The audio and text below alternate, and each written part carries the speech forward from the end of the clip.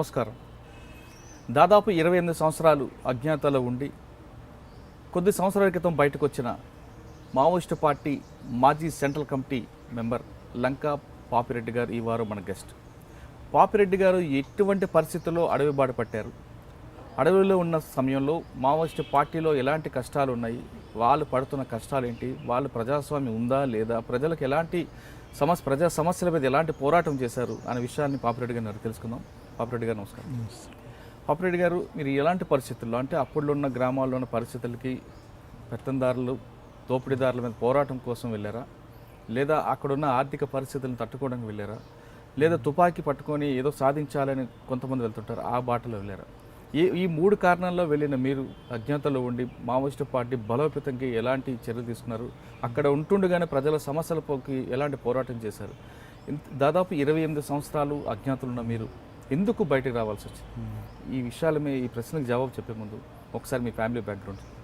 Okay, ఇది అవును, నేనే చెప్పాలనుకుంటున్నా. మా ఫ్యామిలీ బ్యాక్గ్రౌండ్ తెలియకుండా నేను పాలిటిక్స్లోకి వచ్చిన కారణాన్ని కూడా తెలుసుకోవడం కష్టం. వాస్తవానికి మా father Lanka Anantha Reddy freedom fighter.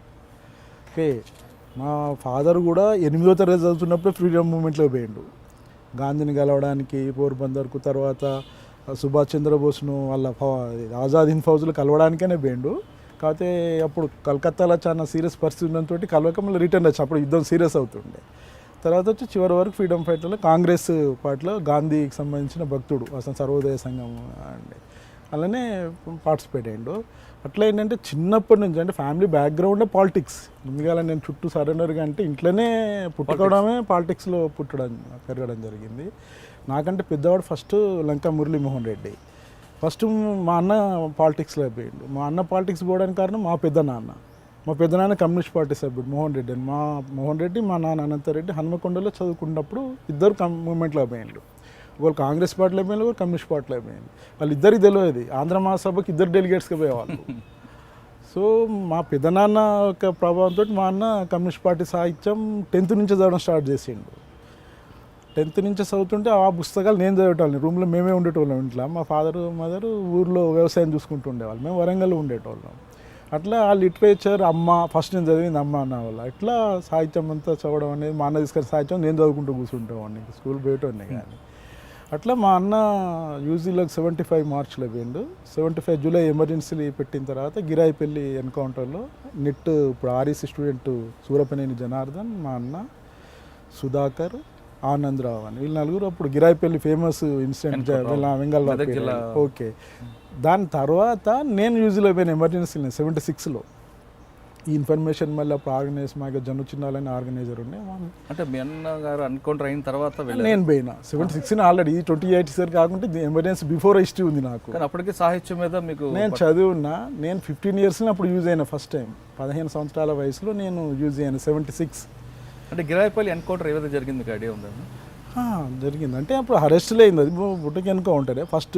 అంటే తెలంగాణ సాయ పోరాటం తర్వాత, అంటే మళ్ళీ 69 మూవ్మెంట్ మొదలు పెడితే నక్సలైట్కి సంబంధించిన ఎన్కౌంటర్ అది ఫస్ట్. అంటే ఒక్కరిద్దరు నాగరాజు అని అనంతపూర్లో వేరే జరిగింది, కానీ తెలంగాణ జరిగిన ఫస్ట్ ఎన్కౌంటరు.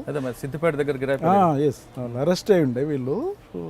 ఒకరి తర్వాత ఒకరు నలుగురు అరెస్ట్ అయ్యాను. కొంత హైదరాబాద్లో అరెస్ట్ అయ్యాను, కొంత ఇద్దరు సిద్దిపేటలో అరెస్ట్ అయ్యాను. అందరిని కలిపి తర్వాత నలుగురిని గిరాయిపల్లి అనే ప్లేస్ తీసుకొచ్చి ఎన్కౌంటర్ చేసింది. దాని మీద భార్గవ్ కమిషన్ చేసిండు, పెద్ద చాలా నడిచింది. ఎమర్జెన్సీ సూపం కూడా ఉంటుంది ఆఫ్టర్ ఎమర్జెన్సీ తర్వాత. అయితే భార్గవ్ కమిషన్ మధ్యలోనే తర్వాత అది డిజాల్వ్ అయింది. అంటే దాని ఫలితమే ఇవ్వలేదు లాస్ట్కు. అప్పుడు మా ఫాదర్ ఇట్లా తిరుగుతుండేది ఆ భార్గవ్ కమిషన్ చుట్టూ సాక్ష్యాలు ఇవ్వడానికి ఇట్లా.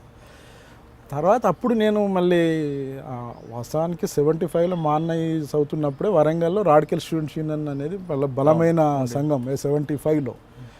74లో పీడిఎస్ ఏర్పడ్డది. పీడిఎస్ నుంచి మళ్ళీ ఆర్ఎస్ వాళ్ళు విడిపోయి వచ్చి ఆర్ఎస్ని పెట్టిన తర్వాత ఎప్పుడూ బలంగా ఉన్నాను అన్నట్టు. ఆర్ఎస్ నేను 8వ తరగతి చదువుతున్నాను. అప్పుడు నేను ఆల్రెడీ ఆర్ఎస్లో జాయిన్ అయ్యి అన్ని మీటింగ్లో పోయి శ్రీ మీటింగ్, అప్పుడు జీవన్ లాల్ గ్రౌండ్ అని ఉండే, ఇప్పుడు లేదులే గ్రౌండ్లు అన్ని మేమైనా. కాశీబుగ్గలో ఒకటి, జగదీష్ నగర్ అని ఉండే, అవన్నీ ఆ మైదానం పెద్ద పెద్ద మీటింగ్లు జరుగుతుండేది. ఆ మీటింగ్లు అన్నిటికీ నేను 8వ తరగతి నుంచి పోయినా. మా అన్న యూజ్ కాగానే మా ఫాదర్కి అర్థమైంది మూమెంట్లో పెట్టేవాళ్ళు ఎట్లుంటారు ఏం కథ అని. మా ఫాదర్ కూడా తెలుసు, కనుక నా చదువు బంద్ చేసి తీసుకుపోయి ఊళ్ళో పెట్టేసిండు నన్ను. ఏమద్దు మన చదివిన చాలు, భూమి ఉన్నది, జాబ్ చేసుకోవాల్సిన అవసరం ఏం లేదు అని అంటే సరే అని చెప్పి నేను అప్పుడు ఇంటికి వెళ్ళిపోయాను. అయితే నేను ఈ మూమెంట్లో ఇక్కడ ప్రజా సంఘాలలో అటెండ్ అవడు ఆర్ఎస్ మీటింగ్లో కావచ్చు ఇది తెలుసు కనుక మళ్ళీ నన్ను వెతుకుంటూ ఊరికి ఆర్గనైజర్ వచ్చాడు ఈ జన్ చిన్నాలి అని అతనికి ఇన్ఫర్మేషన్. అట్లా మళ్ళీ నేను 76 మేలో నేను ఫస్ట్ యూజీ అయినా, 76లో అరెస్ట్ అయినా, అంటే ఎమర్జెన్సీనే. దాదాపు 7 months మొత్తం అన్ని పోలీస్ చివరికి జైల్లో 3 months జైల్లో ఉన్నాం. ఒక్కొక్క పోలీస్ స్టేషన్లో 4 నెలలు, హనుమకొండ పోలీస్ స్టేషన్ 4 నెలలు, మట్టెవాడ పోలీస్ స్టేషన్ 1 నెల, ఒక నెల, ఇట్లా గీసుకొండ పోలీస్ స్టేషన్లో 1 నెల 15 రోజులు, లాస్ట్కి నర్సంపేటలో లాస్ట్కి జైలు పంపి జైల్లో 3 months ఉన్న తర్వాత 77 జూన్లో జైలుకి వెళ్ళి విడుదలైనాం. ఇందిరాగాంధీ ఓడిపోయి మొరారి దేశాయ్ ప్రధానమంత్రి అయిన తర్వాత విడుదల కాబట్టి అప్పుడు రేడియోలో కూడా వచ్చి నా గురించి ఒక చిన్న పిల్లగాని తీసుకు 15 years అప్పుడు నాకు 14.5 or 15 అంతే. అక్కడికి వెళ్ళి బయటకు వచ్చిన తర్వాత ఇప్పుడు అంటే మా ఫాదరు చిన్నప్పుడు అన్నం తింటున్న కాడికి వెళ్ళి చెప్తుండే బ్రిటిష్ వాళ్ళ వ్యతిరేకంగా నైజాం వ్యతిరేకంగా ఎట్లా కొట్లాడేలేం కథ అనే స్టోరీ చెప్తుండేది. కమ్యూనిస్ట్ మూవ్మెంట్ గురించి మా అన్న చెప్తుండేది. ఇట్లా అంటే పక్కల పంటే ఏదో ఎకనామికల్ ప్రాబ్లం ఇంకేదో సోషల్ కాదు, అంటే ఒక ఫిలాసఫికల్గానే ఇంట్లోనే ఫిలాసఫీ అని సంబంధించింది కూడా ఇంట్లో నుంచే స్టార్ట్ అయింది. మా అన్నతోటి ఫిలాసఫీ సంబంధించి జన్ను చిన్నాలతో ఎక్కువ డిబేట్ నాకు జరుగుతుండే. నిజంగా చెప్పాలంటే మార్క్సిస్ట్ ఫిలాసఫీ మీద నేను డిపెండ్ అయిపోయినా, ఆ ఫిలాసఫీ నమ్మి మిగతా ఆ ఫిలాసఫీ నుంచి ఎకనామిక్స్ కావచ్చు, ఆ పాలిటిక్స్ కావచ్చు, నేను అక్కడికి వెళ్ళి స్టార్ట్ అయినా కానీ ఎకనామిక్స్ నుంచి పాలిటిక్స్ నుంచి నేను ఫిలాసఫీ దగ్గరికి పోలేదు నా జర్నీ. అందుకోసం ఫిలాసఫీ మీద ఎప్పుడు డిస్కషన్ వచ్చినా మొన్న ఈ మధ్యలో చాలా ఆర్టికల్స్ కూడా రాసిన దాని మీద రాసుంటే నేను అది అట్లా స్టార్ట్ అయింది. ఓకే, ఫస్ట్ ఎక్కడి నుంచి మీది కార్యక్రమం స్టార్ట్ అయింది? అంటే నేను ఫస్ట్ ఇది ఎమర్జెన్సీలో అరెస్ట్ అయ్యి విడుదలైంది కదా, అప్పుడు దాపు ఇక్కడ వరంగల్ నుంచి నర్సంపేట వరకు మా ఏరియా ఉండేది. అప్పుడు జన్ను చిన్నాలతో తిరుగుతుండేది.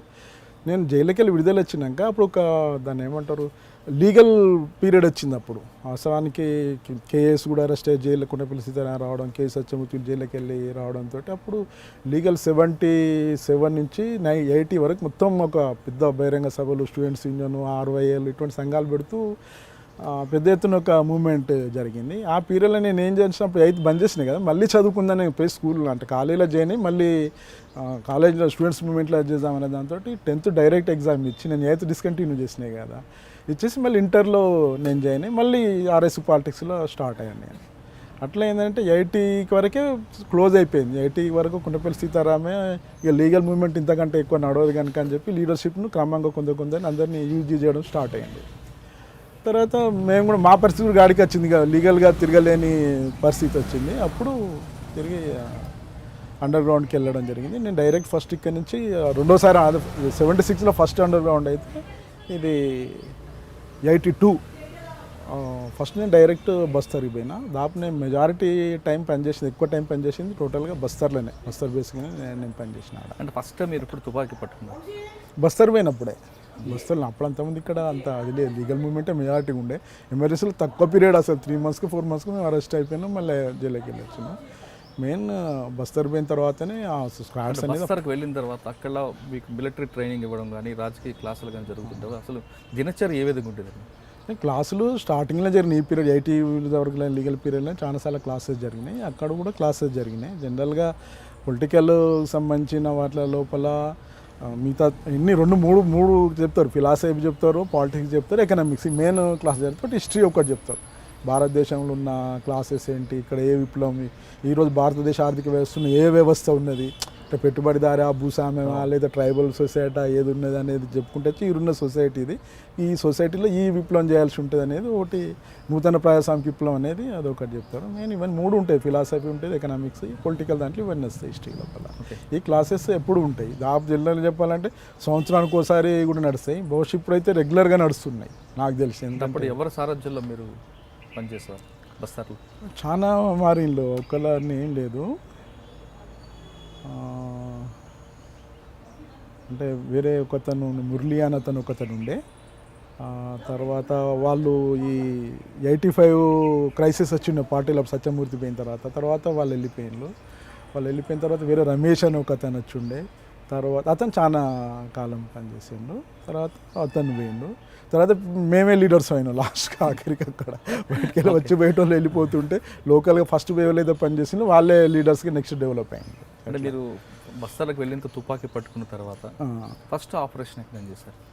ఫస్ట్ ఆపరేషన్ అని లేదు, జనరల్గా ట్రైనింగ్ సంబంధించి వస్తే పీపుల్స్ వార్ అంటే పాత పీపుల్స్ వార్ పార్టీకి సంబంధించి ఒక దాన్ని ఏమంటారు ఒక విచిత్రమైన పరిస్థితి. ప్రపంచంలో చాలా విప్లవాలు ఏంటంటే ఏదో ఒక పక్క దేశం వాళ్ళకి వచ్చి ట్రైనింగ్ ఇవ్వడము, ఎవరైనా చైనా వాళ్ళకి సంబంధించి రష్యా వాళ్ళు పోయి వాంపోమా అకాడమీ మిలిటరీ అకాడమీ పెట్టి వాళ్ళకు ట్రైనప్ చేసి మిలిటరీని తయారు చేసిండ్రు.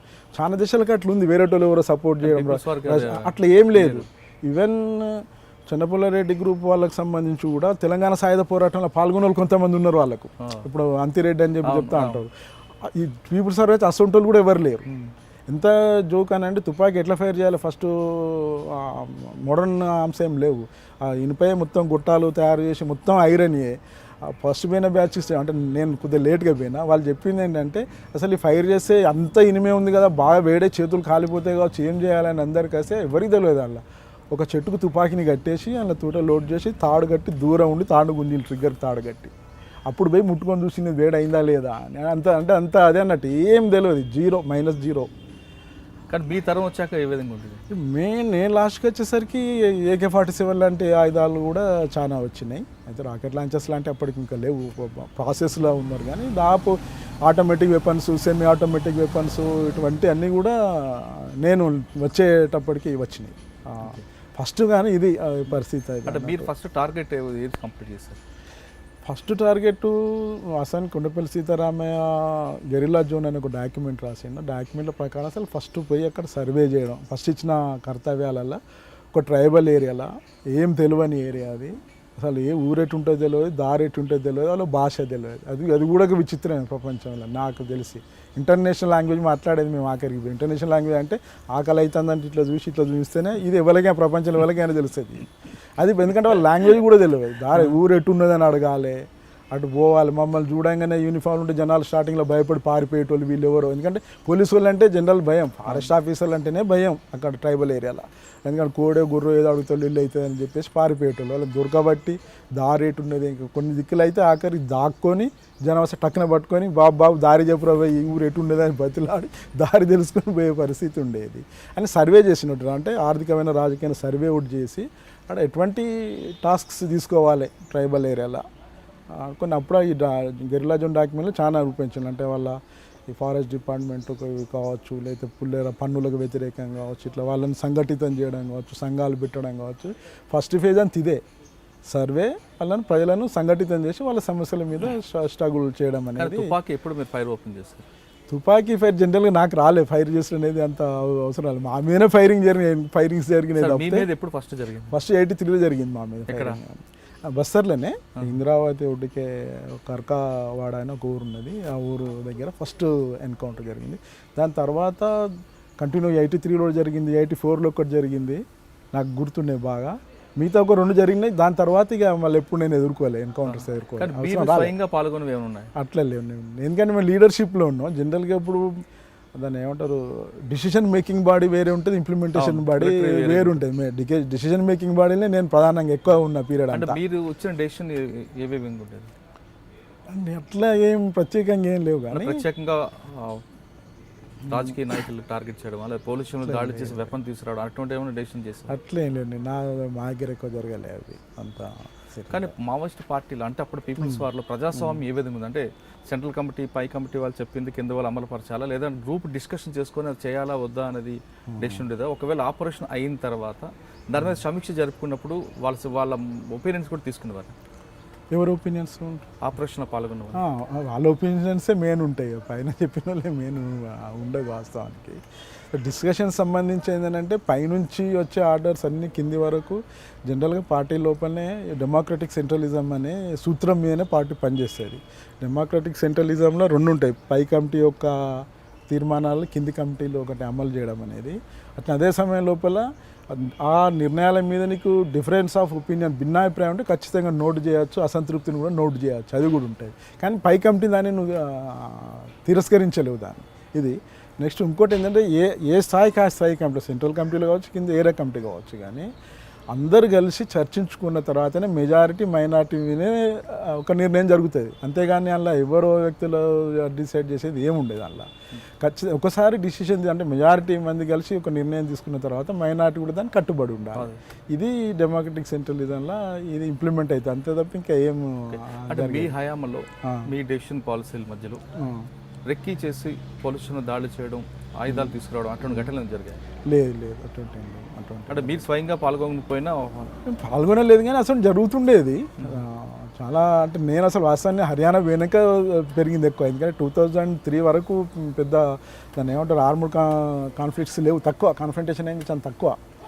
2003లో నాకు తెలిసి సిఆర్పిఎఫ్ అప్పుడు పర్మనెంట్గా వచ్చింది బస్తర్కు. అప్పటి నుంచి ఇది పెరుక్కుంటూ పోయినాయి వాస్తవానికి. అప్పటి వరకు జనరల్గా అంటే ఎలక్షన్ల టైంలో ఫోర్సెస్ రావడం, వీళ్ళు చాలా దొరికితే ఎక్కడైనా బూతుల మీద దాడి చేయడం, లేకపోతే అంబుజ్ చేసి, ఇవి చాలా దాన్ని ఏమంటారు చెదురుమదురు ఘటనలుగానే జరిగేది.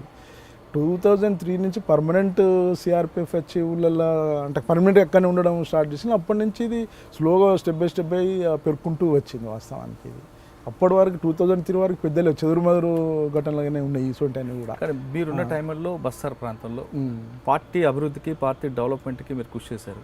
అదేవిధంగా ప్రజల సమస్యల పరిష్కారానికి మీరు ఎలాంటి పోరాటాలు చేశారు? ప్రజలకు సంబంధించి స్టార్టింగ్ లోపల మెయిన్ దాన్ని ఏమంటారు రెవెన్యూ డిపార్ట్మెంటే ఫారెస్ట్ డిపార్ట్మెంటే పెద్ద సమస్య. ఎందుకంటే ఉన్నదే ఎక్కువ అడవి లోపల అక్కడక్కడ ఊరు ఉంటుంది.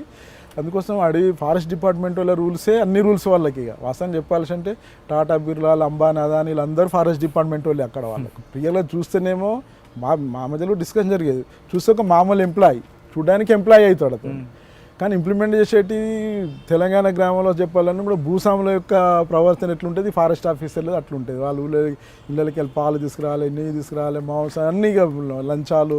ఇప్పుడు ఒక ఇల్లు కప్పుకోవడానికి గడ్డి కట్ చేసుకుంటే కూడా పైసలు, ఇల్లు కట్టుకుంటే పైసలు ఇవ్వాలి. ఇట్లా అంటే ఊళ్ళోకి అడవిలోకి వెళ్ళి ఒక చిన్న పుల్ల కూడా ముట్టుకొని పరిస్థితిని సృష్టించబడి ఉన్నది. కనుక స్టార్టింగ్లో ఫస్ట్ ఫారెస్ట్ వాళ్ళకి వ్యతిరేకంగానే కొట్లాడారు. రెవెన్యూ చాలా తక్కువ ఉండే, తర్వాత రెవెన్యూ డిపార్ట్మెంట్ వాళ్ళు వచ్చింది, భూమి పట్టాలు వాళ్ళు పట్టాలు ఇవ్వకపోవడం. దాంతో ఇది ఇట్లా ఒక్కొక్క స్టెప్ స్టార్ట్ అయింది. తర్వాత ఏంటంటే అసలు భూమి అంటే ఒక డామినేషన్ వచ్చిన తర్వాత ఏరియా మీద పెరుగుతున్న బలం అంటే మెయిన్ గ్రామాలల్లో వీళ్ళందరినీ ఆ ఇష్యూస్ మీద సంఘటితం చేసి సంఘాలు పెట్టిండ్రు. గ్రామ స్థాయిలో సంఘం ఉండేది, రేంజ్ స్థాయిలో సంఘం ఉండేది, రేంజ్ కమిటీలు అని, మళ్ళీ డిస్ట్రిక్ట్ కమిటీ, టోటల్ దండకారణ్య స్థాయి కూడా ఈ కమిటీలు. దండకారణ్య ఆదివాసీ కిసాన్ మజ్దూర్ సంఘం అని ఫస్ట్ పెట్టబడ్డ సంఘం ఇది. తర్వాత మహిళా సంఘం ఉండే, ఇవి సంఘాలు ఇప్పుడు అన్ని ప్రతి ఊళ్ళే ఈ 3-4 సంఘాలు ఉంటాయి కంపల్సరీ. ఇవన్నీ డెవలప్ అయ్యి బలం ఏర్పడుతున్న క్రమం లోపల పోలీసు వాళ్ళు తిరుగుడు అంటే చెదురుమరు గట్టలైనా తిరగడం కూడా తక్కువైన తర్వాత ల్యాండ్ ఇష్యూస్ సంబంధించి వచ్చిందంటే అసలు ల్యాండ్ మన దగ్గర ఉంది, మనమే ఇక్కడ దున్నుకుంటున్నాం. ప్రభుత్వం కొన్ని పట్టణాలకే పరిమితమైనప్పుడు ప్రభుత్వాన్ని పోయి మనం భూమి పట్ట అయినట్టు కూడా ఏమన్నా ఇక్కడనే ఉన్నది, మనమే పట్ట తీసుకుంటే అయిపోతుంది. అసలు వాడే కూడా ఇచ్చేదానికి భూమి మనం ఉన్నాం, భూమి ఇక్కడ ఉన్నది అని చెప్పేసి ఏంటంటే తర్వాత పట్టాలు ఇవ్వడం అనేది కూడా రైతు సంఘాలు ఇవ్వడం స్టార్ట్ చేసింది. అంటే పట్టాల గురించి పట్టణాలపై కొట్లాడే కాడికి వెళ్ళి వచ్చి రైతు సంఘాలు రైతులకు పట్టాలు ఇవ్వడం అనేది స్టార్ట్ చేసింది. అసలు మన భూమి అని ఊర్లన్నీ సర్వే చేసి ఎవరికి ఎక్కడ భూమి ఇవ్వాలి, ఎంత భూమి ఇవ్వాలనేది ఇట్లా ఒక్కొక్క స్టెప్. స్టార్టింగ్లో మాత్రం జనతా సర్కార్కి స్టార్టింగ్ మీ పాత్ర ఏ విధంగా? ఇది ఇప్పుడు చెప్తున్నాయి కదా, ఇప్పుడు అది జనతా సర్కార్ బ్లాండ్ ఇష్యూ వచ్చిన తర్వాత మనమే పట్టేల కాడికి వెళ్ళి అప్పుడు అసలు ఏంటంటే గ్రామ లెవెల్లో దండకారణ్య ఆదివాసీ కిసాన్ మజ్దూర్ సంఘటన ఒక ప్రజా సంఘం అనే కాకుండా ఒక రాజ్యాధికారికి సంబంధించిన అప్పుడు తెలంగాణ సాయ పోరాటంలో కూడా గ్రామరాజ్య కమిటీలు అనేటోళ్ళు వాళ్ళు అప్పుడు వాటిని. సేమ్ రివల్యూషనరీ కమిటీస్ అయిన అదర్ స్టేట్స్ వేరే నార్త్ ఇండియాలో స్టేట్స్ వాళ్ళు ఆర్సీ అని పెట్టిళ్ళు. అది ఇక్కడ దీన్ని అదే పేరులో పెట్టుకొని తర్వాత పేరు మార్చి జనతా సర్కార్ అని తర్వాత మార్చిళ్ళు. అవే పెట్టేసి ప్రభుత్వాన్ని ఏర్పాటు చేయడం పెట్టింది. ఎందుకంటే అసలు ప్రభుత్వం కూడా లేదు. ఫస్ట్ ఫారెస్ట్ డిపార్ట్మెంట్ వెళ్ళిపోయిండు, రెవెన్యూ డిపార్ట్మెంట్ వెళ్ళిపోయిండు. ఊళ్ళల్లో వాళ్ళు ఏమంటారు పోలీస్ సంబంధించిన ప్రతి ఊళ్ళే వాళ్ళు ఒక అతను ఉంటాడు, కొత్త వాళ్ళు ఉండేది. ప్రతి ఊళ్ళో కొత్త వాళ్ళు ఉండి పోలీస్ స్టేషన్ కొత్త వాళ్ళందరూ పోయిండ్రు. అంటే అన్ని పోలీస్ పటేల్ సిస్టమ్ లేదు, కొత్త వాళ్ళు ఉండేది. ట్రైబల్ స్టేషన్లో కొత్త వాళ్ళు రోజు ఊరికి సంబంధించిన పోలీస్ స్టేషన్లో ఇవ్వాలి, ఇన్ఫర్మేషన్ ఇస్తుండాలి. వాళ్ళు పోయిండ్రు. అందరి పోయిన ఏ డిపార్ట్మెంట్లో పోయిన తర్వాత అసలు దీని నెక్స్ట్ స్టెప్ ప్రభుత్వాన్ని నడపకపోతే అంటే ఒక కమ్యూనిస్ట్ పార్టీ అధికారంలో ఉంటే ఏమేమి చేయగలుగుతుంది అనేది ప్రాక్టికల్గా నువ్వు చూపించకపోతే ఈ స్టేజ్ ఇక్కడ ఉండదు. ప్రాక్టికల్గా ప్రభుత్వం చూసి ప్రజల ప్రభుత్వం ఉంటే ఎట్లా చేస్తా అనేది ఉంటే రేపు ఒకవేళ పెద్ద ఎత్తున సాయుధ బలగాలు వచ్చి నీ ప్రభుత్వం నువ్వు పారిపోయినా పీపుల్కి జ్ఞాపకం ఉంటుంది ఒకప్పుడు ఇటువంటి రాజ్యం నడిచింది. అంటే మీరు చేస్తున్న కార్యక్రమంలో రైతు సంఘాల ద్వారా అక్కడ ఉన్న గిరిజనులకి భూములు పట్టాలు ఇవ్వడం వరకు బాగుంది. తర్వాత చెరువులు డెవలప్మెంట్ చేశారు. ఇవంతా గ్రామరాజ్య కమిటీ జనతన సర్కార్ వాటి పెట్టేం చేశారంటే, కానీ కొన్ని గవర్నమెంట్ మీద ఆధారపడిన కార్యక్రమాలు కొన్ని ఉంటాయి, కరెంట్ రావడం కానీ వాటికి మరి ఏ విధంగా మీరు వాటికి సంబంధించి మా చేతిలో ఏం పని లేదు కానీ ఏం పట్టించుకోలేదు. ఇప్పుడు సరువులుగా విద్య, వైద్యము, ఇప్పుడు గ్రామరాజ్య జనతన సర్కార్ కింద 4 మళ్ళీ 5-6 సబ్ కమిటీలు ఉండేది. విలేజ్ డెవలప్ కమిటీ అని చెప్పేసి ఒకటి ఉండేది, విత్తన సహకార సమితులు అని ఉండేది. అంటే విత్తనాలు టైంలో పంచేది అన్నట్టు విత్తనాలు మళ్ళీ రైతులందరూ, ఎందుకంటే విత్తనాల టైంలో పెద్ద ప్రాబ్లం అయ్యేది రైతులకు. ఓకే, తర్వాత ఈ ఎడ్యుకేషన్ సంబంధించి, మెడికల్కి సంబంధించి ఇవన్నీ కమిటీలు ఒక ప్రజాసంఘం నడపదు, ప్రభుత్వం నడపాలనే దాంతో ఇవన్నీ చేసేయండి. సో ఊళ్ళల్లో మెడికల్ అప్పుడు ఒక సమస్య వచ్చేది, ఎందుకంటే చదువుకున్న టాబ్లెట్స్ ఎవరికి ఇవ్వాలి అన్నప్పుడు కొంతమంది ప్రతి ఊళ్ళకి వెళ్ళి ట్రైనింగ్ ఇచ్చింది. ట్రైనింగ్ అంటే చదువు లేని వాళ్ళు తక్కువ ఉన్నారు కనుక టాబ్లెట్స్ పక్క పెట్టేది. ఈ మోషన్స్ అయితే ఈ టాబ్లెట్స్, ఈ మోషన్స్ టాబ్లెట్స్ ఒక్కరి దగ్గర ఊళ్ళో పలానా దగ్గర ఉంటాయి, మోషన్స్ అయితే ఇంత డోస్ వేసుకోవాలి. మలేరియా, క్లోరోకిన్ ఇంకో మల్లయ్య దగ్గర ఉంటాయి. ఓకే, పారాసిటమాల్ ఎల్లయ్య దగ్గర ఉంటాయి, తలకాయ జ్వరం సీన దగ్గర. ఇట్లా అడ్జస్ట్ చేసి కూడా చేసి చదువురాని ఏరియాలో కూడా ఇక లోకల్ పనిచేస్తాయి, వస్తాయి ఉపాయాలు అట్లా చేయడం. అంటే మీరు అజ్ఞాతంలో ఉండి ఆ గిరిజనుల కోసం వాళ్ళ సమస్యలు పోరాటం చేస్తూ వాళ్ళకు ఒక పరిష్కారం చూపిస్తారు. మరోవైపు ఇక్కడ మీ కుటుంబ సభ్యుల మీద పోలీసు ఒత్తిడి ఏం జరిగింది మీకు? అంటే జరిగింది, మెయిన్ మా తమ్ముని మీద జరిగింది. ఎందుకంటే అప్పుడు ఇక్కడ దాన్ని ఏమంటారు సాయుధ ఘర్షణ ఇక్కడ ఎక్కువ ఉండే తెలంగాణలో అప్పుడు. వాస్తవానికి ఎక్కడ ఏ సాయుధ ఘర్షణ జరిగినా మా తమ్ముడు ఇంటికి వెళ్ళి పారిపోయేది. అయ్యో, ఎందుకంటే ఇంటి మీద దాడి చేస్తాడు. చాలామంది కుటుంబ సభ్యులను పరట్టుగా కూడా అప్పటికే కౌన్సిలింగ్ వాటి వీటిని పిలుస్తుండేది. ఇటువంటి ఆంబుషులు ఏమైనా దాడులు జరిగినప్పుడు మరీ పరిశానలో ఉండేది. మా అమ్మ ముసలామే కనుక పెద్ద పట్టించుకోలేదు, కానీ మా తమ్ముడు బాగా ప్రాబ్లమ్స్ ఎదుర్కొన్నాడు వాస్తవానికి. అంతే, యాక్షన్ అయిందంటే ఇక్కడ ఎవరి మీద యాక్షన్ చేసినా వీళ్ళు 10 రోజులు 4 రోజులు ఇంటికి వెళ్ళి పరారు కావాల్సిందే, అది పరిస్థితి ఉంది. అంతేగాని మిగతా సంవత్సరాలు. ఆ విధంగా మీరు బస్సర్ నుంచి మరి హర్యానాకి ఎందుకు వెళ్ళాల్సి వచ్చింది? హర్యానాకు సంబంధించి అంటే ఆర్గనైజేషన్ దాంట్లోకి అంటే మధ్యలో కొంతకాలం పీపుల్స్ వార్ మావోయిస్ట్ పార్టీగా మారడం, ఆ ఎపిసోడ్ అప్పుడు మీరు ఎక్కడ ఉన్నారు, ఏ విధంగా? నేను హర్యానాలో ఉన్నాను. నేను అది 2004లో కదా, నేను అప్పటికి 2003లోనే వెళ్ళిపోయినా. నేను ఇది 4లో జరిగింది. అంటే హర్యానాకి ఎందుకు వెళ్ళాల్సింది? అక్కడ పార్టీ బలోపేతం చేయడానికి ఆర్గనైజేషన్ గురించే, ఆర్గనైజేషన్ యాంగిల్ నుంచే పోవడం జరిగింది. చాలా మంది పోయిన అప్పుడు. ఇప్పుడు కిషన్జీ జస్ట్ నాకు ముందంటే ఆయన బెంగాల్కి పోయిండు, తర్వాత మల్లా రాజిరెడ్డి కేరళకి పోయిండు. వీళ్ళంతా డీకేలో పనిచేసిన, దండకార్యంలో పనిచేసిన. ఎవరో మీతో పాటు ఇంకెవరు? మల్లా రాజిరెడ్డి గారు, కిషన్జీ, మల్లోజీ కోట ముందు పోయిన వాళ్ళు, అక్కడ సీనియర్స్, వాళ్ళు చాలా సీనియర్స్. వాళ్ళు పోయిన తర్వాత నేను పోయిన. అంటే ఇక్కడికి వెళ్ళి ఒకటి జరిగింది ఏంటంటే, తెలంగాణకు దండకార్యం సమస్య, తెలంగాణలో లీడర్షిప్ చాలామంది త్వరగా ఎన్కౌంటర్స్ కావడం ద్వారా చనిపోయింది. దండకార్యంలో అట్లా చనిపోలే. లీడర్షిప్, కంటిన్యూస్ ఆఫ్ లీడర్షిప్ కంటిన్యూగా ఉండేది ఆడ. ఇప్పుడు కూడా అదే సమస్య. కానీ తెలంగాణలో ఏంటంటే ఒక సంవత్సరం లోపలనే జిల్లా కార్యదర్శి లేదా రాష్ట్ర కార్యదర్శి పెట్టాలి, మళ్ళీ కార్యదర్శి వచ్చి మళ్ళీ 2 సంవత్సరాలు మళ్ళీ సిటీ కమిటీలు ఎగిరిపోయేటి, మళ్ళీ కొత్త కమిటీలు, ఇట్లా జరిగింది. అక్కడ దండకార్యంలో అట్లా జరగలేదు. లీడర్షిప్ ఎక్కువ ఉన్నారు కనుక మళ్ళీ వాళ్ళనే ఎక్కువ. కానీ డీకేలో మావోయిస్ట్ పార్టీలో ఉన్న ప్రధానంగా ఉన్న లీడర్షిప్ అంతా కూడా తెలుగువారు ఎక్కువ ఉండడంతో మిగతా ఆ భాష వారు ఇబ్బంది పడేవారు, వాళ్ళ పెత్తనం ఎక్కువ అన్నదని వాళ్ళు ఫీల్ అయ్యారు. లేదు, తప్పు అది. బయట జరిగే ప్రచారం తప్పితే అంటే ఏం లేదు అది. ఎందుకంటే పోయి స్టార్టింగ్ నుంచి పనిచేసింది వాళ్ళే.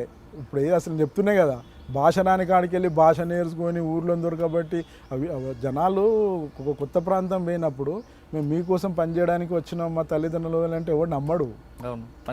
ఎట్లా నమ్ముతారు? నమ్మరు కదా, అసలు నమ్మడు. అసలే ట్రైబ్స్ నమ్మరు. ఎందుకంటే వాళ్ళు తరతరాల నుంచి ప్రతి ఒక్కడు వచ్చి తెల్లది నల్లది పాల నుంచి మోసాలు చేసి మోసాలకు గురైతూ ఉన్న పీరియడ్ లోపల.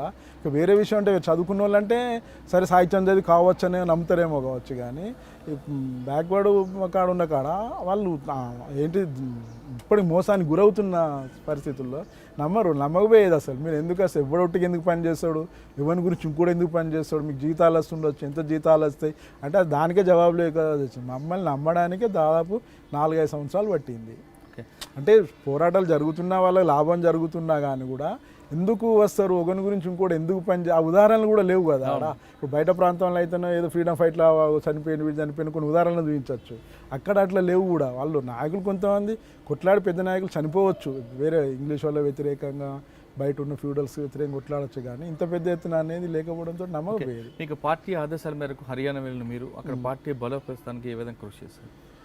అంటే అక్కడ పెద్ద నాకు టైం దొరకలే వాస్తవానికి. నేను చెప్తున్నా ఎక్కడైనా నేను నా అనుభవం చూసింది అని అంటే ఒక ప్రాంతం లోపల ఉద్యమం కొత్త ప్రాంతంలో బేర్ చేయాలంటే కొత్త ప్రాంతం ఏం కాదు వాస్తవానికి, అది కనీసం 5 సంవత్సరాలు పడుతుంది. నేను చూసి అంటే పీపుల్ అర్థం చేసుకోవాలి, పీపుల్ను అక్కడ వేణోడు అర్థం చేసుకోవాలి, తర్వాతనే ఆడ. హర్యానాలో ఎక్కడ ఉన్నారు మీరు? నేను హర్యానా కురుక్షేత్ర మెయిన్ ఉన్నా, కురుక్షేత్ర సెంటర్ అది వాస్తవానికి. అక్కడ మీకు ఇల్లు దొరకడం అటువంటి ఇబ్బంది? నేను అక్కడ ఉన్నారు కానీ అక్కడ ఆర్ముడ్ స్ట్రగుల్ లాంటిది ఏం లేదు, మొత్తం ఓపెన్ లీగల్ యాక్టివిటీసే ఆడ. ఇప్పుడు తెలంగాణ లాగానో డీకే లాగానో ఆర్ముడ్ స్ట్రగుల్ ఏం లేదు ఆడ. లీగల్గానే కనుక legal main intellectuals, students, youth గ్రామాల లోపల వీళ్ళే మెయిన్. అక్కడైతే మెయిన్ దళిత్ మూమెంట్ మీదనే ఎక్కువ చేయడం జరిగింది. వాస్తవానికి హర్యానాలో దళితుల మీద జరిగే అట్రాసిటీ చాలా ఘోరం. ఈవెన్ బీహార్లో కూడా ఉండేది నా అభిప్రాయం. కాకపోతే బీహారు, యూపీ ఇవన్నీ బ్యాక్వర్డ్ స్టేట్స్ కనుక ఆడ తొందరగా ప్రచారం అవుతాయి.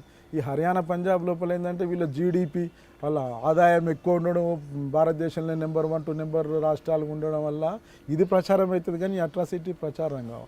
హర్యానా, పంజాబ్లో భయంకరమైన అత్యాచారాలు జరుగుతాయి ఆ దళితుల మీద. ఓకే, దళితులలోనే ఎక్కువ నేను పనిచేసింది ఆడ హర్యానాలో. అంటే మీరు దళితుల మీద అత్యాచారాలు అని మీరు చెప్తున్నారు హర్యానా విషయం వచ్చేసరికి, కానీ మావోయిస్టు పార్టీల్లో కూడా లింగ వివక్ష ఉంది, మహిళల పట్ల అగాచాలు చేస్తుంటారు అనేది ఒక ఆరోపణ ఉంది, వాస్తవం అంటారు? ఈ తప్పు అంటే ఎక్కడనో కాని ఘటన ఉండడం వేరు, దాన్ని జనరలైజ్ చేయడం వేరు. ఇప్పుడు ఏంటంటే వివక్షత ఉండడం అనేది జనరల్గా నేనేంటానంటే పితృసత్తాత్మక పేట్రియార్కీ దానిలో పెరుక్కుంటూ వచ్చిన దాంట్లోపల ఎక్కడనో కాడ తప్పకుండా వ్యక్తం అవుతుంటాయి. కానీ ఇప్పుడు మిగతా బయట సమయాల్లో ఫ్యూడల్ సొసైటీలో ఫ్యూడల్గానే వివరించడం అనేది, అట్లా పార్టీ మొత్తం జనరల్గా వివరించడం అనేది కరెక్టే, తప్పు. అట్లా మీరు ట్రైబల్స్ గురించి అన్నారు, ట్రైబల్స్ సంబంధించి లీడర్షిప్ గురించి కూడా అని. అసలు ట్రైబల్స్ మమ్మల్ని ఎప్పుడు వేరుగా చూడలే. ఎందుకనంటే ఇక్కడికి వెళ్ళి బేనోళ్ళు సెంట్రల్ కమిటీ మెంబర్స్ అయిన వాళ్ళ లోపల 99% ట్రైబల్స్ అమ్మాయిని పెళ్లి చేసుకున్నారు. కనుక వాళ్ళు ఎన్నడూ మమ్మల్ని వేరే వాళ్ళు, నేను ట్రైబల్ అమ్మాయిని పెళ్లి చేసుకున్నా కనుక అసలు వాళ్ళు మమ్మల్ని ఎన్నడూ. అందుకోసం ఇప్పుడు మహేంద్ర కర్మ లాంటి వాళ్ళు వీళ్ళంతా బయట వాళ్ళు అంటే ఎవరు పట్టించుకోకపోయేది వాళ్ళను. వీళ్ళు మా అమ్మాయిలు అంటే వాళ్ళు ఇల్లుటం వచ్చిన వాళ్ళు ఇల్లుటం వాళ్ళు అన్నట్టే ఉండేది వాళ్ళ పరిస్థితి. వీళ్ళు బయట వాళ్ళు అని వాళ్ళు చెప్తా ఉండేది.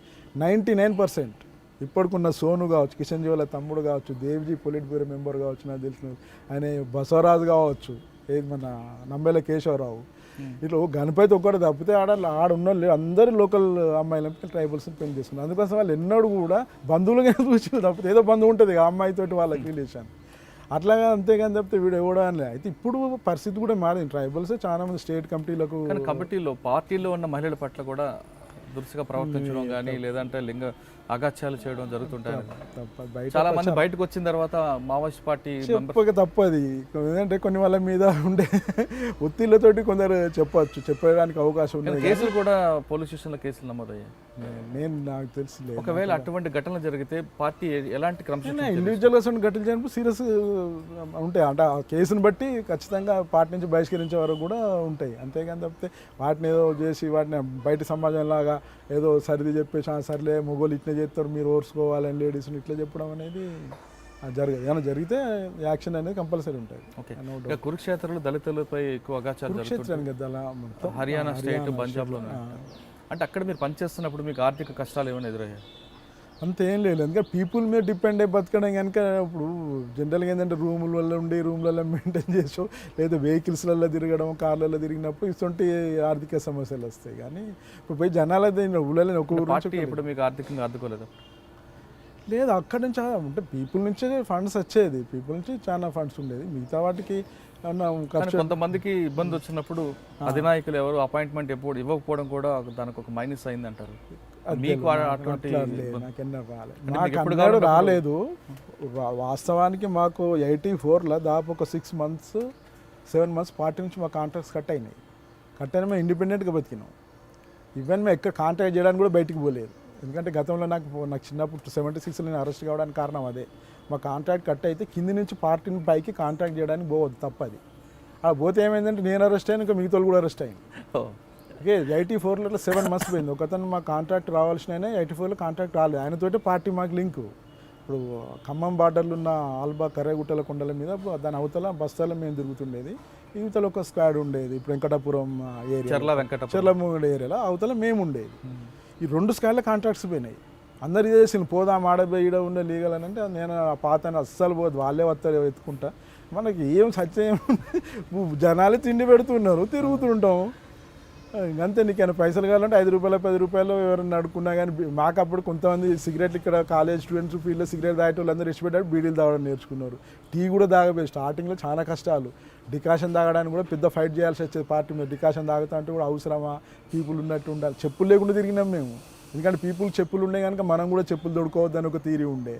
తర్వాత కేఎస్ మళ్ళీ జైల్లో నుండి రాసిన సోల్జర్ ఫుట్ అనేది ఇంపార్టెంట్. నీకు చెయ్యి ఇరిగినా కానీ నువ్వు నడవగలుగుతావు, కానీ కాలు ఇరిగితే నేను ఇంకో 2 మోసుకపోవాల్సి ఉంటుంది కనుక ఫుట్ చాలా ఇంపార్టెంట్. అసలు చెప్పులుగా షూస్ వాడాలని చెప్పి మళ్ళీ ఆయన రాసిన తర్వాత కొద్దిగా మారింది. కనుక చాలా కష్టాలు ఉన్నాయి, అంత ఈజీ ఏం. అంటే ఎలాంటి కష్టాలు పడ్డారండి? ఇదంటున్నావు ఫస్ట్ తిండికి సంబంధించి కావచ్చు, ఇప్పుడు దళానికి సంబంధించి. ఇప్పుడు అడవిలో చూస్తుంటే మలేరియాలు, జ్వరాలు వస్తుంటే పురుగులు, దోమలు భయంకరంగా ఉంది. అప్పుడు నేను వచ్చేటప్పుడు కూడా పరిస్థితి ఏంటంటే దాపు నేను ఒక క్వింటల్ క్లోరోకిన్ తిని ఉంటా కావచ్చు టోటల్ 23 ఇయర్స్లల్లా.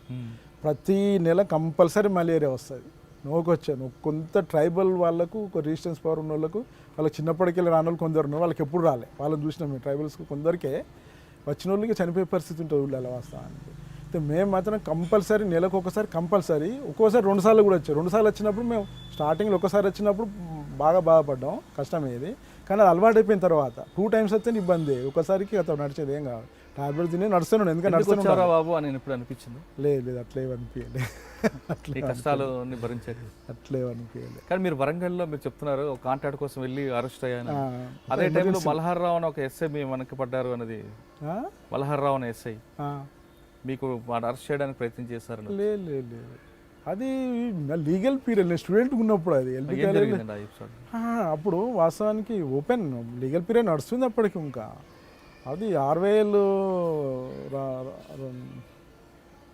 సంబంధించింది మహాసభ ఏదో ఉండే, దానికి సంబంధించి అప్పుడు ఓపెన్గానే బుక్స్ కొట్టి మేము అందరు షాప్స్లలో 5-10 రూపాయలు, అప్పుడు అదే 5-10 రూపాయలు ఎక్కువ, అది 5-10 రూపాయలు ఫండ్స్ వసూలు చేస్తున్నాం అన్నట్టు. యూత్ అంతా ఫండ్స్ వసూలు చేస్తున్నారు. అయితే పోలీసులు ఫస్ట్ వచ్చి ఫండ్స్ వసూలు చేయొద్దని వెళ్ళగొట్టిల్లు. అంటే ముందు వేరే వాళ్ళు పోయిన, మేము లేవులే. పోతే వాళ్ళు పిల్లలు వచ్చి స్టూడెంట్స్ వచ్చి అన్న ఫండ్ వసూలు చేసి అంటే ఎప్పుడు వసూలు చేసినాం కదా కొత్తగా అంత ఆర్ఎస్ మహాసభ ప్రతి మహాసభలకు ఇస్తుండేది కదా, ఇది ఎందుకు అది చేస్తున్నారు మనం పోదామని మళ్ళీ మేము కొత్త బ్యాచ్ మళ్ళీ వచ్చినాం. హన్మకొండ చౌరస్తాలో లక్కీ కేఫ్ అని ఉండే, ఇప్పుడు ఆ లక్కీ కేఫ్ లేదు ఆడ, అది వేరే ఏదో హోటలే ఉన్నాయి కానీ వేరే హోటల్ ఉన్నాయి. అక్కడ వచ్చి మళ్ళీ మేము స్టార్ట్ చేస్తున్నాం. అప్పుడు వీళ్ళు మళ్ళీ వచ్చి లాఠీ చార్జ్ చేస్తుండే అంతే. ఓకే, అప్పుడు కొద్దిగా ఘర్షణ జరిగింది మల్లారావుకు నాకు అంతే.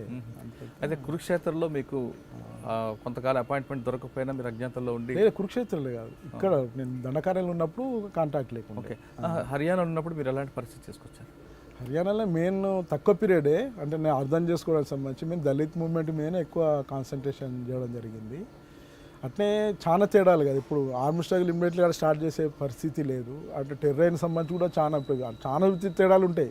వాస్తవాన్ని విలేజ్ కాంపోజిషన్లో కూడా ఇప్పుడు మన దగ్గర ఉన్న ఇప్పుడు కొద్దిగా అటువంటి సిచ్యువేషన్ వచ్చింది ఇక్కడ విలేజ్. నేను చూస్తున్నాను, నేను వచ్చి 10 years అవుతుంది, 2008లో వచ్చినప్పుడు కరెక్ట్ 10 years.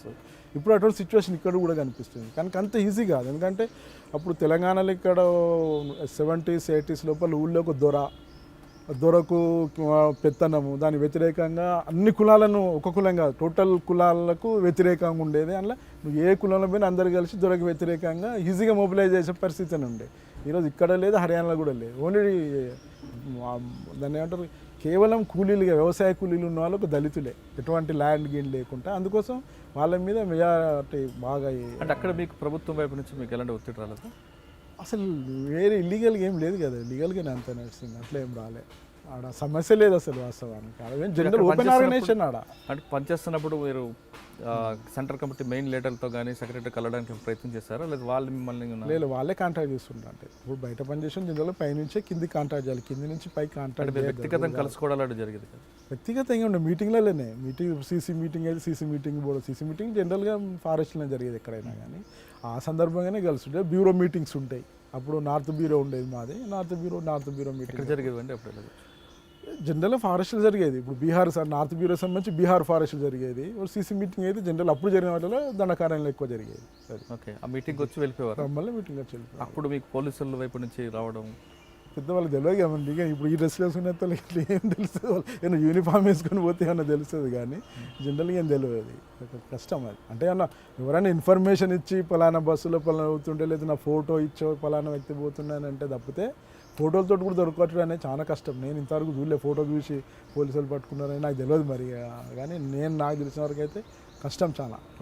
మరి ఇంత 28 సంవత్సరాల అజ్ఞాతంలో ఉండి మీరు ప్రజల కోసం పోరాడిన లంకా పాపిరెడ్డి గారు ఎందుకు మరి ఉద్యమాన్ని వీడి బయటికి రావాల్సి వచ్చింది?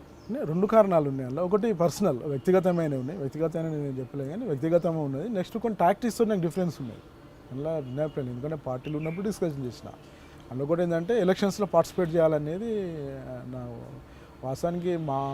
మావోయిస్ట్ పార్టీను పీపుల్స్ వారు రెండు యూనిట్ అవుతున్నప్పుడు యూనిటీ డాక్యుమెంట్స్ను తీసుకొచ్చి పెట్టిండు చర్చకని. రెండు అటు ఎంసీసీ ఇటు పీపుల్స్ వారు, పాత పీపుల్స్ వారు సీసీ మొత్తం మీటింగ్ అయ్యిండు.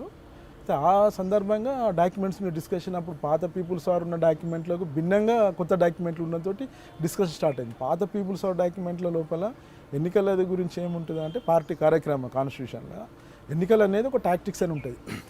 అయితే క్లాసులు చెప్పేటప్పుడు ఎవరికి అనుకూలంగా వాళ్ళు చెప్తుండే. అప్పుడే కొంచెం ప్రాబ్లం ఉండే పార్టీలో. అసలు చాలామంది తెలియదు, పై లెవెల్ పోయిన వాళ్ళకి అర్థమవుతుంది. ఏంటంటే ఎన్నికలు ఎత్తుగడలని అంటే ఏం వేస్తా అంటే ఎప్పుడైనా పాల్గొనడానికి అవకాశం అనేది ఎత్తుగడ కనుక నువ్వు అవసరమైతే పాల్గొనవచ్చు అనే అర్థం కూడా ఉంటుంది అందులో, ఇన్బిల్ట్ అన్నట్టుగా. అయితే ఎంసీసీలతో యూనిటీ కార్డ్ ఏంటంటే ఇది మొత్తం కూడా విగ్బరేసిండ్రు తీసేసి. అది చాలా పార్టీలు ఏదో చూద్దాం, ఇప్పుడు ఒప్పుకోకపోవచ్చు అవసరమైన పాల్గొనవచ్చు. మరి పార్టీ అధికారంలోకి వచ్చింది కదా, అదే ప్రక్రియ ఇక్కడ కూడా ప్రారంభించాలి. వాళ్ళ అధికారంలో ఎప్పుడు రాలే. అదే అధికారం ఒట్టే అధికారం కానీ అది నిజమైన అధికారం కాదు అది. అందుకోసం వాళ్ళు చూస్తున్నాం ఇంకా సర్కస్ ఫీట్లన్నీ. ఎప్పుడు ఎవరు అధికారులు ఉంటుందో తెలియదు, ఎప్పుడు పోతారో తెలియదు, ప్రచారం ఎప్పుడు పోతారో తెలియదు. మీరు అన్నట్లుగా ప్రభుత్వం మీద పోరాటం చేసే బదులు ప్రజల్లోకి వచ్చి ఎన్నికల్లో పాల్గొని చేసే అవకాశం లేదు. ఎన్నికల్లో నేను పాల్గొనే డిస్కషన్ చేసింది మళ్ళీ వేరే యాంగిల్. మీరు పార్టీలో కూడా అట్లా కన్ఫ్యూజ్ చేయబడ్డాయి నా మీద. అందుకోసం మళ్ళీ చెప్పేసాను నేను వచ్చినప్పుడు కూడా, ఎన్నికలలో పాల్గొనడం అనేది టాక్టికలే. ఇప్పుడు లైన్ వేరు, రెండు ఉంటాయి. లైన్ టాక్టిక్స్ వేరు. లైన్ అని అంటే ఈ మార్గంలో పోతేనే రాజ్యాధికారం వస్తుంది అనేది లైన్. నేను ఎన్నికల లైన్ అని ఎప్పుడు చెప్పలే. దాన్ని రాజ్యాధికారం సంబంధించి ఒక ఉపయోగపడే ఒక అంశం అంతే అది. కానీ దాని ద్వారా రాజ్యాధికారం రాదు. ఎన్నికల్లో నిలబడి చెప్పి నువ్వు రాజ్యాధికారం తీసుకునే ప్రపంచంలో ఇప్పటివరకు రాలేదు. నేపాల్ కూడా బూటంగా అబద్ధం ఒట్టిది. అది ఎవరు నడిపిలే ఏం కదా. అధ్యక్షుడు వీళ్ళని కూడా విగ్బరేషన్ ప్రచండ, తర్వాత బాబురాం భట్టారావు పొయ్యి పెట్టుకున్నాడు, ఈయన పొయ్యి పెట్టుకున్నాడు. ఇప్పుడు 4 పొయ్యిలు అయినాయి వాళ్ళే. అందులోకి మోహన్ భాయ్ జా వెళ్ళిపోయింది వాళ్ళకి వెళ్ళి. అందుకోసం అది కరెక్ట్ కాదు. ఇక్కడ రాలే ప్రపంచంలో. ఓన్లీ చిలీలా వచ్చిండ్రు, నెల 2 నెలల్లో తిరుగుబాటు చేసి ఆయన కాల్చిపరేసి. ప్రపంచంలో ఎక్కడ లేదు. కమ్యూనిస్టులు ఎన్నికల ద్వారా వీళ్ళు ఇక్కడ పశ్చిమ బెంగాల్ వచ్చిందో, కేరళ వచ్చిందో చూస్తాను. ఇంకా పశ్చిమ బెంగాల్ 30 ఏళ్ళ అధికారంలో ఉన్నారు. వాళ్ళంతా పోయి బీజేపీలో కలుస్తాను పోవాలి. బీజేపీ బలం అంతా పాత సిపిఎం వల్లే పరిస్థితి ఇప్పుడు. కేరళలో కూడా సుప్రీంకోర్టు తీర్పు వచ్చింది. మొత్తం 100% లిటరసీ రేట్ అంటారు. వామపక్ష ఉద్యమం భావజాలం అంత బలంగా ఉన్నది అంటారు. లేడీస్ను పోర్చేందుకు కోసం లేడీస్ వ్యతిరేకంగా ప్రదర్శనలు చేస్తున్నారు. వీళ్ళు ఏం చైతన్యపరిచింది అంటే ఎన్నికల దాంట్లో అక్కడ వ్యతిరేకిస్తుంది బీజేపీ, ఆర్ఎస్ఎస్ కదా. కావచ్చు. నీకు ప్రజల బలం ఉంటే, నీ ఐడియాలజీ ప్రజల బలంగా ఉంటే నువ్వెందుకు కొన్ని వేల మందిని లేడీస్ను మోర్చ దించేవాడికి. కానీ ఆ ట్రావెల్ కోర్ బోర్డులో పర్టికులర్గా 10 సంవత్సరాల నుంచి 50 సంవత్సరాల మధ్య మహిళలు వెళ్ళొచ్చు వెళ్ళకూడదు అని ఒక నిబంధన పెట్టలేదు కాబట్టి సుప్రీంకోర్టు జోక్యం చేసుకుంది అంటున్నారు. లేదు, అసలు 91 వరకు పోయిందని కదా. రాజకుటుంబ లేడీస్ కూడా పోయేవాళ్ళు అనేది కదా. అది కూడా చరిత్ర తప్పు. ఎప్పుడు పోలేదు ఇప్పుడే పోతున్నారు అనేది కూడా తప్పు. 90 వరకు నిబంధన తీసుకొస్తే దానికి ఇబ్బంది ఉండదు కదా. ఏముండేది అసలు పోవచ్చు. అట్లా కాదు. ఎందుకు అక్కడ ఉన్న సిపిఎం అపోజ్ చేస్తలేదు కదా. అప్పుడే అదంటలేను. సిపిఎం ఎట్లయినంటే సుప్రీంకోర్టు దాన్ని ఫార్మల్గా సుప్రీంకోర్టును బలపరుస్తున్నాం, ఆ లేడీస్ మీరు ఎవరు పోయండి పదండి అనే 2 తుపాకులు పట్టుకొని ఆ గేట్ దానికి వచ్చి వాళ్ళు బాగా వ్యతిరేకిస్తున్న పదామని పట్టుకొస్తాను అంటే ఇది చేసినట్టు చేయనట్టు. సుప్రీంకోర్టు దాన్ని అమలు చేసినట్టు అమలు చేయనట్టు. నేను అదంటలేను. మీకు ప్రజలలో బలం ఉంటే లెఫ్ట్ హ్యాండ్ అంటే మీరు 1,00,000 మంది లేడీస్ని ఎందుకు కదిలించారు? ఇప్పుడు ఏ భావజాలం బీజేపీలు కాదు లేడీస్ ఆడ కదిలిన వాళ్ళు అంతా బీజేపీలో ముందు జనబట్టుకుంటున్నారు అంతే తప్పితే. అంటే లేడీస్లు అంతా వెనుకబడుతూనే ఉన్నది లేడీస్ పోవద్దని సంబంధించి. ఇప్పుడు మహారాష్ట్ర అనేది లేడీస్ ఎక్కువగా చదువుకున్నది అదంటున్నా నేను. అందరూ లిటరసీ రేట్ అంటారు, లెఫ్ట్ హ్యాండ్ అనేది బలంగా ఉన్నది అని అంటారు. ఇక్కడికి వచ్చే లేడీసే పోవద్దని చెప్పేసి వాళ్ళు లొల్లి చేస్తాను అలా. ఎందుకంటే మీరు చెప్తున్నట్లుగా ఇప్పుడు లైన్ ద్వారానే రాజ్యాధికారం వస్తుంది అనుకుంటున్నాను. లైన్ కాదని చెప్పి నేను ఎలక్షన్లో ఏందని అంటే ఇప్పుడు ఉదాహరణకు రష్యాలో కూడా లెనిన్ ఎలక్షన్లలో పాల్గొనలేదు కానీ ఎలక్షన్లతో రాజ్యాధికారం రాలే. సైనిక తిరుగుబాటుతో రాజ్యాధికారానికి వచ్చిండు కానీ ఎలక్షన్లలో కూడా పాల్గొన్నాడు. కానీ 2 తేడా.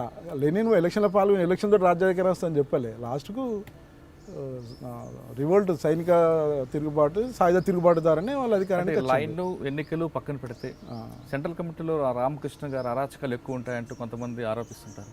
సెంట్రల్ కమిటీ రామకృష్ణ నాకు తెలియదు మరి ఆశ్చర్యం. అతని ఒంటిది పోకడం వల్లే చాలా మంది బయటకు వస్తున్నారు అన్నది. సెంట్రల్ కమిటీలో అసలు అనేది ఏమి ఉండదు. నేను స్టేట్ కమిటీలో ఏమన్నా ఉంటే ఆంధ్రప్రదేశ్ స్టేట్ కమిటీ ఉండొచ్చు కావచ్చు, కానీ సెంట్రల్ కమిటీలో రామకృష్ణకి సంబంధించి, ఎందుకంటే సెంట్రల్ కమిటీ కార్యదర్శి ఉన్నారు, దాన్ని పీబీ పొలిట్ బ్యూరో వేరే ఉన్నది, స్టాండింగ్ కమిటీ వేరే ఉన్నది. అలా వెళ్ళలేడు ఇలా రామకృష్ణ. అందులో అరాచకాలు ఉన్నాయంటారా లేవంటారు? నాకు తెలిసి అయితే లేవు. నాకే పర్సనల్గా, ఎందుకంటే చూడు వాళ్ళను నేను సెంట్రల్ కమిటీ మీటింగ్లో అప్పుడే కలిసాను. నేను నాకు తెలిసినంత వరకు రామకృష్ణ చాలా సౌమ్యుడు, అది మాట కూడా అసలు హార్ష్గా మాట్లాడు. నాకు తెలిసింది అంటే సెంట్రల్ కమిటీ మీటింగ్లో కాడ విషయం చెప్తున్నా, చాలా సౌమ్యుడు అంటే చాలా సౌమ్యుడు. ఇక మళ్ళీ స్టేట్ కమిటీ ఎట్లుంటుంది అనేది మేము చెప్పలేం. సెంట్రల్ కమిటీ డీకేలో అతను అరాచకాలు ఎక్కువ ఉంటే అతను ఎవరిని ఎదగనివ్వరు. డీకే అస్సలు సంబంధం లేదు ఆయనకు. ఇప్పుడు ఆయన ఉన్న ఏరియాలో కానీ నేను అనుకుంటే ఏఓబి అయి ఉండాలి, ఏఓబి కావచ్చు, ఏఓబి నాకు అంత ఇన్ఫర్మేషన్ లేదు. అతను ఎవరు ఎదగనివ్వరు కాబట్టి చాలా మంది బయటకు వస్తున్నామంటూ. అట్లా కాదు, నాకు అంటే మూవ్మెంట్కి సంబంధించిన క్రైసిస్ టాక్టిక్స్ సరిగా లేకపోవడం కావచ్చు, కానీ దాంతో మూవ్మెంట్ క్రైసిస్ వచ్చినప్పుడు బయట వాళ్ళు కొంతమంది, అందుకని మూవ్మెంట్ క్రైసిస్ అవసరం కాదు, పార్టీ నాయకత్వం దాన్ని సరిదిద్దాలి. ఒక మూవ్మెంట్ క్రైసిస్కి వచ్చిందని అంటేనే ప్రాబ్లం పార్టీ తరఫున అంటే సరైన ఎత్తుగడలు సరైన గైడెన్స్ లేకపోయింది కనుకనే మూవ్మెంట్. ఇప్పుడు తెలంగాణ లోపల మూవ్మెంట్ ఎందుకు డెవలప్ కాలేదనేది పార్టీ ప్రాబ్లం, అది నాయకత్వ ప్రాబ్లం. అది వాళ్ళు సరైన ఒక టాక్టిక్స్ కావచ్చు, కానీ ఇక్కడ సంబంధించిన అవలంబిస్తలేరు కనుక. అది మీరు 23 సంవత్సరాల్లో పార్టీలో ఉన్న మీరు, అప్పట్లో మూవ్మెంట్, మీరు అజ్ఞాతలకు వెళ్ళినప్పుడు పార్టీ చాలా పటిష్టంగా ఉండేది, ఒక దశలో ఉన్న పార్టీ ఇప్పుడు భారతదేశంలో కొన్ని ప్రాంతాలకే పరిమితం అవ్వడం, ఆ ప్రాంతాల్లో కూడా అక్కడక్కడ ఉన్నట్లు అన్నది ఇది ఊహించే పరిణామం, లేదంటే దీనికి ఎవరు లోపం అనిపిస్తుంది? నేను ఎప్పుడైనా టోటల్ పార్టీ ఉద్యమానికి వచ్చినప్పుడు సెంట్రల్ కమిటీ లోపం. సెంట్రల్ కమిటీకి సంబంధించిన సెల్ఫ్ క్రిటిసిజంలలో కూడా సెంట్రల్ కమిటీ చేసుకుంటాయి. కింద స్టేట్ కమిటీ, జిల్లా కమిటీలో అందరూ వాళ్ళ స్థాయిలో వాళ్ళు ఏం చేయలేకపోయినా అది ఉంటాయి, కానీ టోటల్ మూవ్మెంట్కి వచ్చినప్పుడు ఎప్పుడైనా కానీ సెంట్రల్ కమిటీ లోపం ఉంటేనే ప్రాబ్లం వస్తుంది. ఇప్పుడు తెలంగాణ సంబంధించి తెలంగాణలో ఎప్పుడండి లాస్ట్ 98 కావచ్చు నాకు తెలిసి, 98లో జరిగిన తర్వాత ఒక ఘటన జరిగింది, ఫైనల్ పెద్ద దాడి జరిగింది. అప్పటి వరకు 97 వరకు తెలంగాణ లోపల ఇక్కడ దాడులు అంటే దళాలు పోలీసుల మీద దాడులు చేస్తూ ఉన్నాయి. ఇక్కడ ఆదిలాబాద్ కావచ్చు, కానీ ఖమ్మంలో ఒక పోలీస్ స్టేషన్, అప్పుడు 3-4 పోలీస్ స్టేషన్ల మీద ఒకటే రోజు ఒక తేడా లోపల దాడి చేసి 100 వెపన్స్ అవన్నీ తీసుకొచ్చుకున్నారు. 97 వరకు. జస్ట్ 96లో చంద్రబాబు నాయుడు అధికారానికి వచ్చిండు, 95లో వచ్చిండు, 96లో ఎన్టీ రామారావు పక్క పోయి చంద్రబాబు నాయుడు వచ్చిండు. 97లో అప్పర్ హ్యాండ్ ఉన్నది పార్టీ ఇక్కడ. సో 97లో చంద్రబాబు నాయుడు పోలీస్ స్టేషన్లు కొన్ని 35-40 పోలీస్ స్టేషన్లు బ్యాక్ ఉపసంహరించుకున్నాడు ఆ ఏజెంట్స్ ఏరియాలన్నీ. దాంతో ఏమైందంటే ఇక్కడ పార్టీ అసలుకి మేము అధికారానికి వచ్చేసినా మొత్తం మాదే రాజ్యం అయిపోయింది అన్నట్టే ఫీల్ అయ్యాను. కానీ చంద్రబాబు నాయుడు చాలా టాక్టికల్గా గ్రేహౌండ్స్ను, ఎందుకంటే అంతకుముందు ఎన్టీ రామారావు చేసినా కానీ మధ్యలో గ్యాప్లు కొద్ది వదిలేదు, మళ్ళీ గ్రేహౌండ్స్ను తిరిగి దాన్ని బలోపేతం చేసిండు, ఆధునిక ఆయుధాలు ఇచ్చిండు, కోఆర్డినేషన్ పెంచిండు. ఈ 3 విషయాలు ఏం జరుగుతున్నది అనేది ఇక్కడ తెలంగాణ పార్టీకి ఎవరు పట్టించుకోలేదా అని. ఎట్లున్నాయంటే మా ఒకటి చెప్తాడు, జనరల్ బాక్సింగ్లో కానీ నువ్వు ఒక పంచ్ ఇచ్చిన తర్వాత నెక్స్ట్ అవతలోడు మళ్ళీ పంచ్ కొడతాడు అనేది. అవును, అందుకోసం బ్లాక్ పంచ్ అని 2 ఉంటాయి బాక్సింగ్లో. వీళ్ళు పంచే తెలిసి కానీ బ్లాక్ చేసుకోవడం తెలియలే ఇక్కడ. దాంతో ఏంటంటే 98కి వెళ్ళి 97 ఇచ్చిపెట్టిన ఫ్రీగా అంతే చంద్రబాబు నాయుడు. రియల్గా చంద్రబాబు చాలా నేను వచ్చినా కూడా అడిగిన రాజశేఖర్ పీరియడ్లో నల్లమెల్లకెళ్ళి వచ్చిందో చూసే బాగా లాస్ అయిందంటే తప్పు. చంద్రబాబు నాయుడు పీరియడ్లోనే మెజారిటీ లాస్ అయింది. పార్టీ ఎన్ఎం కదా లాగా దెబ్బతిన్నది చంద్రబాబు నాయుడు పీరియడ్లోనే. 98 నుంచి అటాక్ చంద్రబాబు నాయుడు స్టార్ట్ చేసిండు, దానికి ఈ రోజుకి ఆన్సర్ లేదు. అంటే నేను చూసిందంటే టోటల్ మూవ్మెంట్ చరిత్ర లోపల ఒక 3 సంవత్సరాలు 4 సంవత్సరాలు మూవ్మెంట్ ఎప్పుడైనా బ్యాక్ పోతే ఒక 3 ఇయర్స్ తర్వాత అంతే, 3-4 ఇయర్స్ ఎప్పుడు బ్యాక్ పోలే మూవ్మెంట్. నేను 98 నుంచి చూస్తాను, 78 నుంచి చూస్తున్న మూవ్మెంట్ లోపల.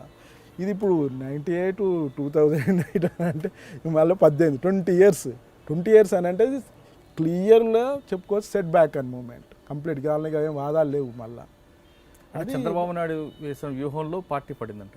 పడింది, అలా అర్థం చేసుకోవాలి. ఇప్పుడు ఎందుకంటే జనరల్గా ఎప్పుడు క్రీస్తు పూర్వంలో సంజు అనేటైనే సైనిక ఒక జనరల్ అంటే సైంటిస్ట్, సైనిక సంబంధించిన దాంట్లో ఏమంటే నీ శత్రువు గురించి నువ్వు తెలుసుకోకపోతే నువ్వు ఓడిపోతావు, నీ శత్రువు గురించి నీకు తెలిస్తే అపజయం భయం లేకుండా 100 యుద్ధాలు చేయగలుగుతావు. కానీ శత్రు గురించి నీకు తెలియకపోతే శత్రు చేతుల నుంచి వస్తావు అనేది అది. మరి ఛత్తీస్గఢ్ మధ్యప్రదేశ్లో పార్టీ అప్పర్ హ్యాండ్ ఉండడానికి కారణం అక్కడ నేను చెప్పిన లీడర్షిప్ చేంజ్ ఇలాంటిలేనా. ఇక్కడ చాలా జూనియర్ లీడర్షిప్ వచ్చింది చాలా మంచిది. అక్కడ ఏంటంటే ఇక్కడ మూమెంట్లో పాల్గొన్న వాళ్ళు కూడా జగిత్యాల మూమెంట్లు ఉన్న వాళ్ళు, తెలంగాణ సిరిసిల్ల మూమెంట్ లాగా వరంగల్ మూమెంట్లో లీడర్షిప్ అని తట్నే బతుకున్నారు ఆడ. అలా అక్కడ లాస్ కావాలి, అందుకోసం ఆ తేడా వచ్చింది ఆడ. ఎందుకంటే ఇమ్మీడియట్లీ ఇప్పుడు ఇంకోటి దండకార్యానికి ఉపయోగం ఏంటంటే తెలంగాణ కూడా ఉపయోగం లెసన్. ఇక్కడ తెలంగాణలో ఏం జరిగాయని వాళ్ళకి అలర్ట్, నెక్స్ట్ జరగబోతుంది అనేది అలర్ట్ కావడానికి కూడా ఉపయోగపడ్డాయి. పూర్తిగా తెలంగాణను వాళ్ళు లేకుంటే వాళ్ళు చిల్లని కూడా అంటలేను. తెలంగాణ అనుభవాలను తీసుకోవడం జరుగుతుంది. ఉదాహరణ కోవర్ట్స్ సంబంధించి తెలంగాణ జరగగానే అలర్ట్ అయిన ఆడ. నువ్వు రిక్రూట్కి సంబంధించి ఇంకా స్ట్రిక్ట్ రూల్స్ పెట్టుకున్నారు, ఎందుకంటే ఇక్కడ తెలంగాణలో కోవర్ట్స్ మెయిన్ అవుతున్నారు అన్న. అట్లా వీటి లెసన్స్ కూడా వాళ్ళకి ఉపయోగపడ్డాయి. ఓకే, అంటే మీరు రావడానికి 2 కారణాలు చెప్తున్నారు. ఒకటి వ్యక్తిగతం, టాక్టిక్స్ సంబంధించి. ఈ విషయం పార్టీకి చెప్పి వచ్చారా? చెప్పి వచ్చింది, లెటర్గా కూడా రాసి వచ్చింది. ఏంటంటే చెప్పడానికి సంబంధించి ఉంటే కూడా కాదు నేను అన్నది. ప్రజల కోసం పనిచేయడం అనేది ఒక మావోయిస్ట్ పార్టీలు ఉంటేనే పనిచేస్తారు, లేకపోతే పనిచేయరు అనేది కూడా తప్ప. అట్లా అనుకుంటాను కొంతమంది మావోయిస్ట్ పార్టీలు ఉంటేనే ప్రజల కోసం పనిచేస్తే పనిచేయరనే కాదు. నేను మావోయిస్ట్ పార్టీ లేకుండా ప్రజల కోసం పనిచేస్తాను. నాకు అప్పుడే వచ్చాడు మెయిన్ ఆర్టికల్స్ రాస్తుంటాను, అందుకని ఇప్పుడు కూడా ఆర్టికల్స్ వాటి మీదే నేను జనరల్గా వచ్చి ఆ పార్టీ పెడతాను ఈ పార్టీ పెడతాను అంటే ఏ పార్టీలకు అందులో రానే రాసుకునేది ఉండేదని అంటాను నేను. అందుకోసం అట్లా ఏంటంటే నాకున్న టాలెంట్ రాత ద్వారా చేయొచ్చు కనుక రాత ద్వారా నేను చేస్తున్నాను. ఇదే రాసొచ్చి చెప్పొచ్చు నేను క్లియర్గా. మావోయిస్ట్ పార్టీ ఉంటేనే ప్రజల కోసం పనిచేస్తారు, లేదా ఎవరికి ఏం చేయలేడు అనేదే తప్ప. అసలు మీరు అవగాహనలు ఉంటేనే ఎవడైనా చేయొచ్చు. పార్టీ నుంచి వచ్చిన తర్వాత ఇప్పుడు మీ జీవితం ఎలాగుంది అంటే, పార్టీలో ఉన్నప్పుడు పోలీసుల యొక్క ఒత్తిడి, పోలీసుల యొక్క ప్రెజర్లు, ఆ విధంగా ఉక్కిరిబిక్కిరున్న మీ కుటుంబం బయటకు వచ్చిన తర్వాత జనజీవన స్రవం కలిసిన తర్వాత అంటే ఎంత స్వేచ్ఛగా ఉందా, లేదా అటువైపు వెళ్ళాలనిపిస్తుంది? అంత ఒత్తిడి అయినప్పుడు వాళ్ళ పోలీసు వాళ్ళకి సంబంధించింది కూడా దాన్ని ఏమంటారు, వాళ్ళ వైఖరి కూడా ఒక క్యాడర్ని బట్టి కూడా ఉంటుంది. కింది స్థాయి క్యాడర్, పై స్థాయి క్యాడర్, ఇలా కూడా తేడాలు ఉంటాయి.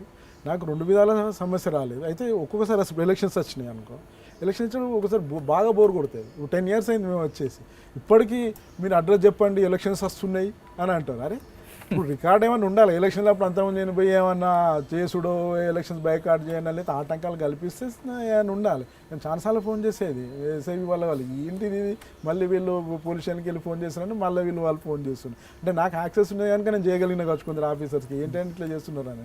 కానీ అందరూ చేయలేరు కదా, కొంతమంది ఏడ్చుకుంటే చాలా కష్టం. ఒక్కోసారి అసలు కుటుంబం పరిస్థితులు ఏమి ఉన్నదో వాళ్ళకి తెలియదు.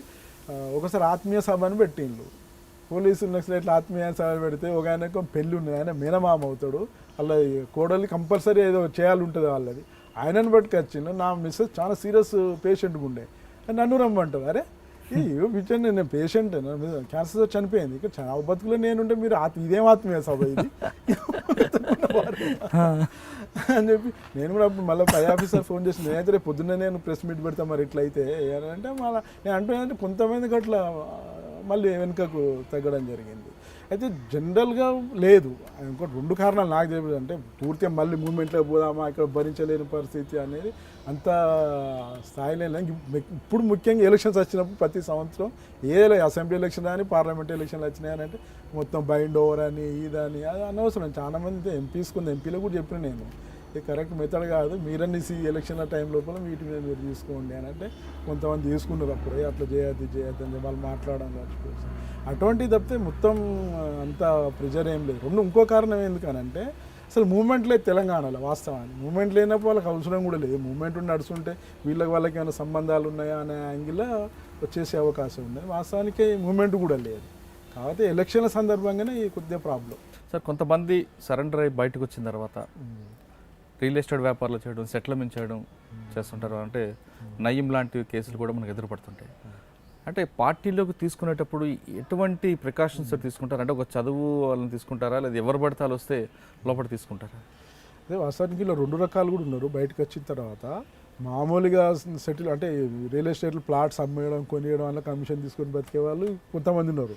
వాళ్ళు పెద్ద సమస్య ఏం సమాజం సొసైటీకి సమస్య కాదు, ఇంకోరి సమస్య కాదు. ఇప్పుడు నయీం లాంటి వాళ్ళది ఏం సమస్య అంటే డిస్ప్యూటెడ్ ఏరియా ప్లాట్లు తీసుకొని ఒకరిని బెదిరించి వాళ్ళు ఇద్దరిని బెదిరించి ఇద్దరి దగ్గరికి వెళ్ళి కూడా మొత్తం గుంజుకోవడం అనేది చేసిండ్రు.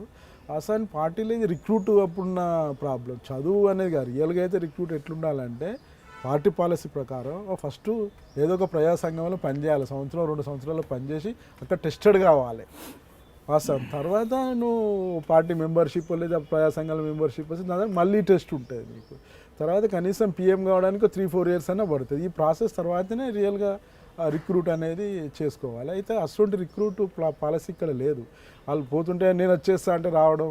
ఇప్పుడు లంపెన్ సెక్షన్కి ఉండే లక్షణం ఏంటంటే యాక్షన్లలో చాలా యాక్టివ్గా ధైర్యంగా పాల్గొంటారు వాస్తవానికి. ఎందుకంటే ఉండకాడ చేసేది గట్టిన ధైర్యంగానే చేస్తారు, కానీ వీళ్ళకి వచ్చిన యాక్షన్ ధైర్యంగా చేసేసరికి వాళ్ళు లీడర్స్గా ఎస్టాబ్లిష్ అయ్యే ప్రాబ్లం. అంటే నాయకత్వం అప్రమత్తంగా లేకపోతే జరుగుతుంది. అట్లా లీడర్ అయ్యి కూర్చున్న తర్వాత సమస్య వచ్చింది. వాస్తవానికి చాలా డేంజర్. ఇది ఓన్లీ భారతదేశం తెలంగాణ సమస్య కాదు, ఇంటర్నేషనల్ ప్రాబ్లం. కమ్యూనిస్ట్ మూవ్మెంట్ వల్ల లంపెన్ ఇప్పుడు ఇంటర్నేషనల్ అంత పెద్ద సమస్య లేదు, కానీ ఈ మన దగ్గర నయీం అనే వ్యక్తి లోపల తీసుకురావడం పార్టీకి నష్టం జరిగింది అనుకుంటారు.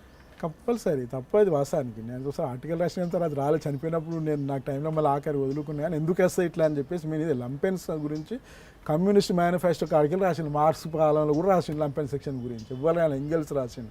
చాలా మందికి అవగాహన ఉంది. కాకపోతే మావో పీరియడ్ వరకు వేస్తారంటే అందులో కొంతమంది లంపెన్ క్యారెక్టర్ నుండి ఆ లక్షణాల నుంచి బయటపడి కార్మిక వర్గానికి సంబంధించిన దాంట్లో పనిచేయడానికి అవకాశం ఉంటుంది. కానీ మెజారిటీ వాళ్ళ గురించి ఏం చెప్తారంటే వాళ్ళు త్వరగా లొంగిపోవడానికి, త్వరగా అమ్ముడుపోవడానికి గల లక్షణాలు ఉంటాయి అనేది మార్క్స్ కాడికి వెళ్ళి చెప్పింది. ఇప్పుడు కాదు, అటువంటి సెక్షన్ యాక్టివ్గా ఉన్నా కానీ వాళ్ళు త్వరగా అమ్ముడుపోతారు, త్వరగా లొంగిపోతారు, నష్టాలు చేస్తారని. ఇది పార్టీకి సంబంధించి సమస్య కూడా ఏంటంటే రిక్రూట్ చేసుకునే వాళ్ళు కూడా ఆ స్థాయి ఉండాలి కదా, అది కూడా సమస్య. ఇక్కడ మెయిన్ ఏంటంటే త్వరగా లీడర్షిప్ చనిపోయడం, స్థాయి లేని వాళ్ళు లీడర్షిప్లోకి రావడంతో ఏవైతే పాలసీస్ ఆల్రెడీ ఉన్నాయో వాటిని ఇంప్లిమెంట్ చేసే కాడ కూడా ప్రాబ్లం ఉంది.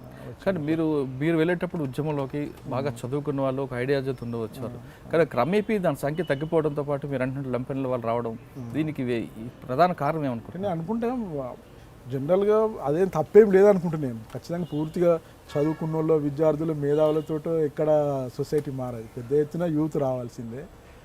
యూత్ కావచ్చు, యూత్ లేకుండా, ఎందుకంటే చదువుకున్న వాళ్ళు స్టూడెంట్స్ కానీ మేధావులు అయితే వీళ్ళు ఒక లైన్ ఇవ్వడానికో ఆలోచన ఇవ్వడానికో అవి కుదురుతుంది. కానీ పెద్ద ఎత్తున యూత్ రావాల్సింది ఏ ఉద్యమం అయినా కానీ. అయితే ఆ ఉద్యమం వచ్చినప్పుడు ఇటువంటి సమస్యలు కూడా ఉంటాయి. లంపెన్స్ లాంటి వాళ్ళు కూడా వచ్చే అవకాశం ఉంటుంది. అక్కడనే లీడర్షిప్ ఒక టాలెంట్ ఉంటుంది. ఏది వడబోసే కాడ ఎవరిని తీసుకోవాలి, ఎవరిని తీసేయాలనే కాడ ఉంటుంది. ఇక్కడ లీడర్షిప్ ఫెయిల్యూర్ ఉన్నది. అయితే కాలేజీలల్లో, యూనివర్సిటీలల్లో ఈ మెయిన్ 90 తర్వాత వచ్చిన ఒక ఏమంటారు ఆధునీకరణ, కొత్త నూతన ఆర్థిక విధానంతో వచ్చిన ఐడియాలజీ తోటి అసలు దాని కమ్యూనిస్ట్ పార్టీలో ఓన్లీ నక్సలైట్ అని కాదు, టోటల్ కమ్యూనిస్ట్ పార్టీలో ఫెయిల్యూర్ ఉన్నాయి. విద్యార్థులకి వెళ్ళి, మేధావులకి వెళ్ళి రిక్రూట్ లోపల. అట్లా ఏమైందంటే కొత్త ఐడియాలజీ కూడా వచ్చింది. ఇలా దాన్ని ఏమంటారు అసలు సోషల్ సైన్సెస్ నువ్వు పట్టించుకొని పరిస్థితి, మొత్తం కంప్యూటర్లు ఇవే అవే బువ పెడితే అనే టైపుగా.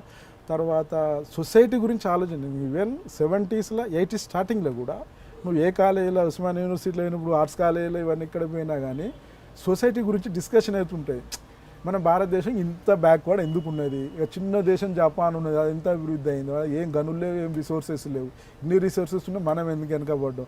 ఏదైనా దేశం గురించి డిస్కషన్ అడిగేది. కానీ 90 వచ్చిన తర్వాత అమెరికాకి ఎట్లా పోవాలి, వీసా ఎట్లా రావాలి, ఆస్ట్రేలియా ఎట్లా పోవాలి, అక్కడ సిటిజన్షిప్ ఎట్లా, గ్రీన్ కార్డ్ ఎట్లా, ఈ స్టార్టప్ పైన ఒక మంచి ఇంటెలెక్చువల్ లేయర్ అనేది ఏదో వచ్చిన వల్ల ఇది వలసపోవడం స్టార్ట్ అయింది.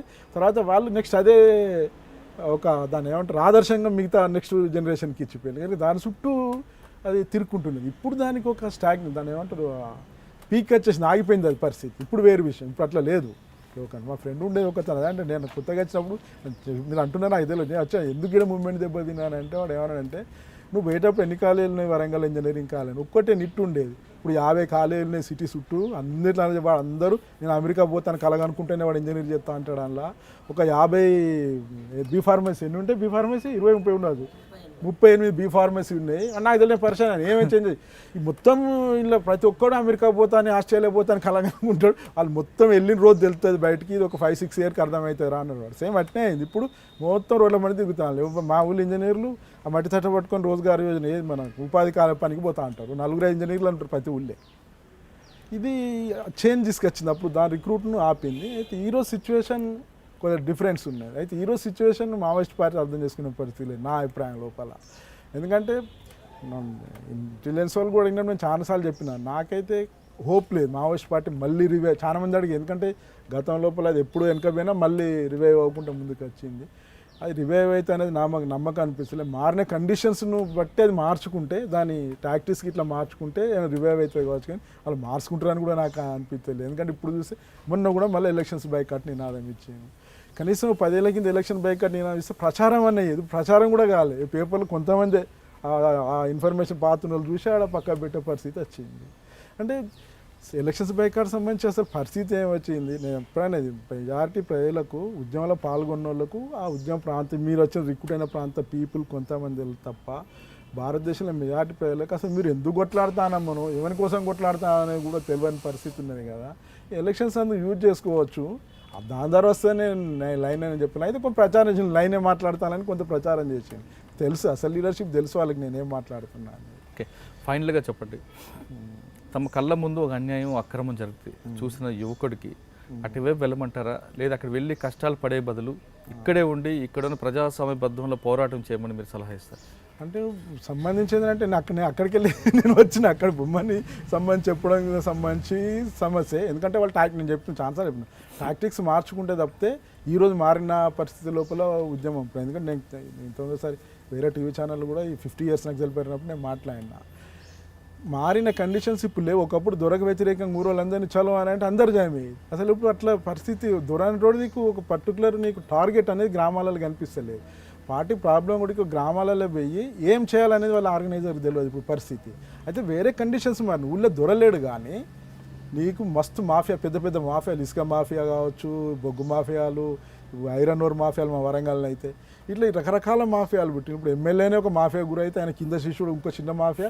వీళ్ళు మారిండ్రు. భూస్వాముల కంటే వీళ్ళది ఇంకా భయంకరమైనది. భూస్వాముల మీద వెనకడ ఊళ్ళలో పోలీస్ రిపోర్ట్ ఇచ్చేది, కానీ ఇప్పుడు పోలీసు వాళ్ళకు కూడా రిపోర్ట్ ఇవ్వలేము. పోలీసు వాళ్ళు వాళ్ళు కలిసి ఉంటారు, లాయర్లు కలిసి ఉంటారు, అందరు కలిసి ఉంటారు టోటల్గా.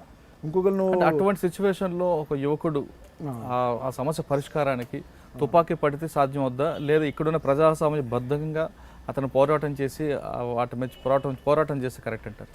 నాకు సంబంధించి అంటే ప్రజాస్వామ్యం అనేసరికి కూడా ప్రాబ్లం వస్తుంది కదా. ప్రజాస్వామ్యం అంటే ఏంటిది అనే డెఫినేషన్కి సంబంధించి కూడా సమస్య వస్తుంది. నిజంగా ప్రపంచంలో ఎక్కడ ప్రజాస్వామ్య డెఫినేషన్ల ప్రకారం ప్రజాస్వామ్యం ఏం లేదు. ఇప్పుడు ప్రజల కొరకు, ప్రజల ద్వారా, ప్రజలు ఎక్కడ నడుస్తుంది ఆల్రెడీ వాటి ఇప్పుడు మీరు చెప్తున్నారు. నేను చెప్తున్నా అంటే అందులో డెమోక్రసీ ఉన్నది, డెమోక్రసీలో కొట్లాడడం అనేది అయితే అసలు ఏమంటారు దాన్ని, అది కాదు సందర్భం అట్లా లేదు అది వాస్తవానికి.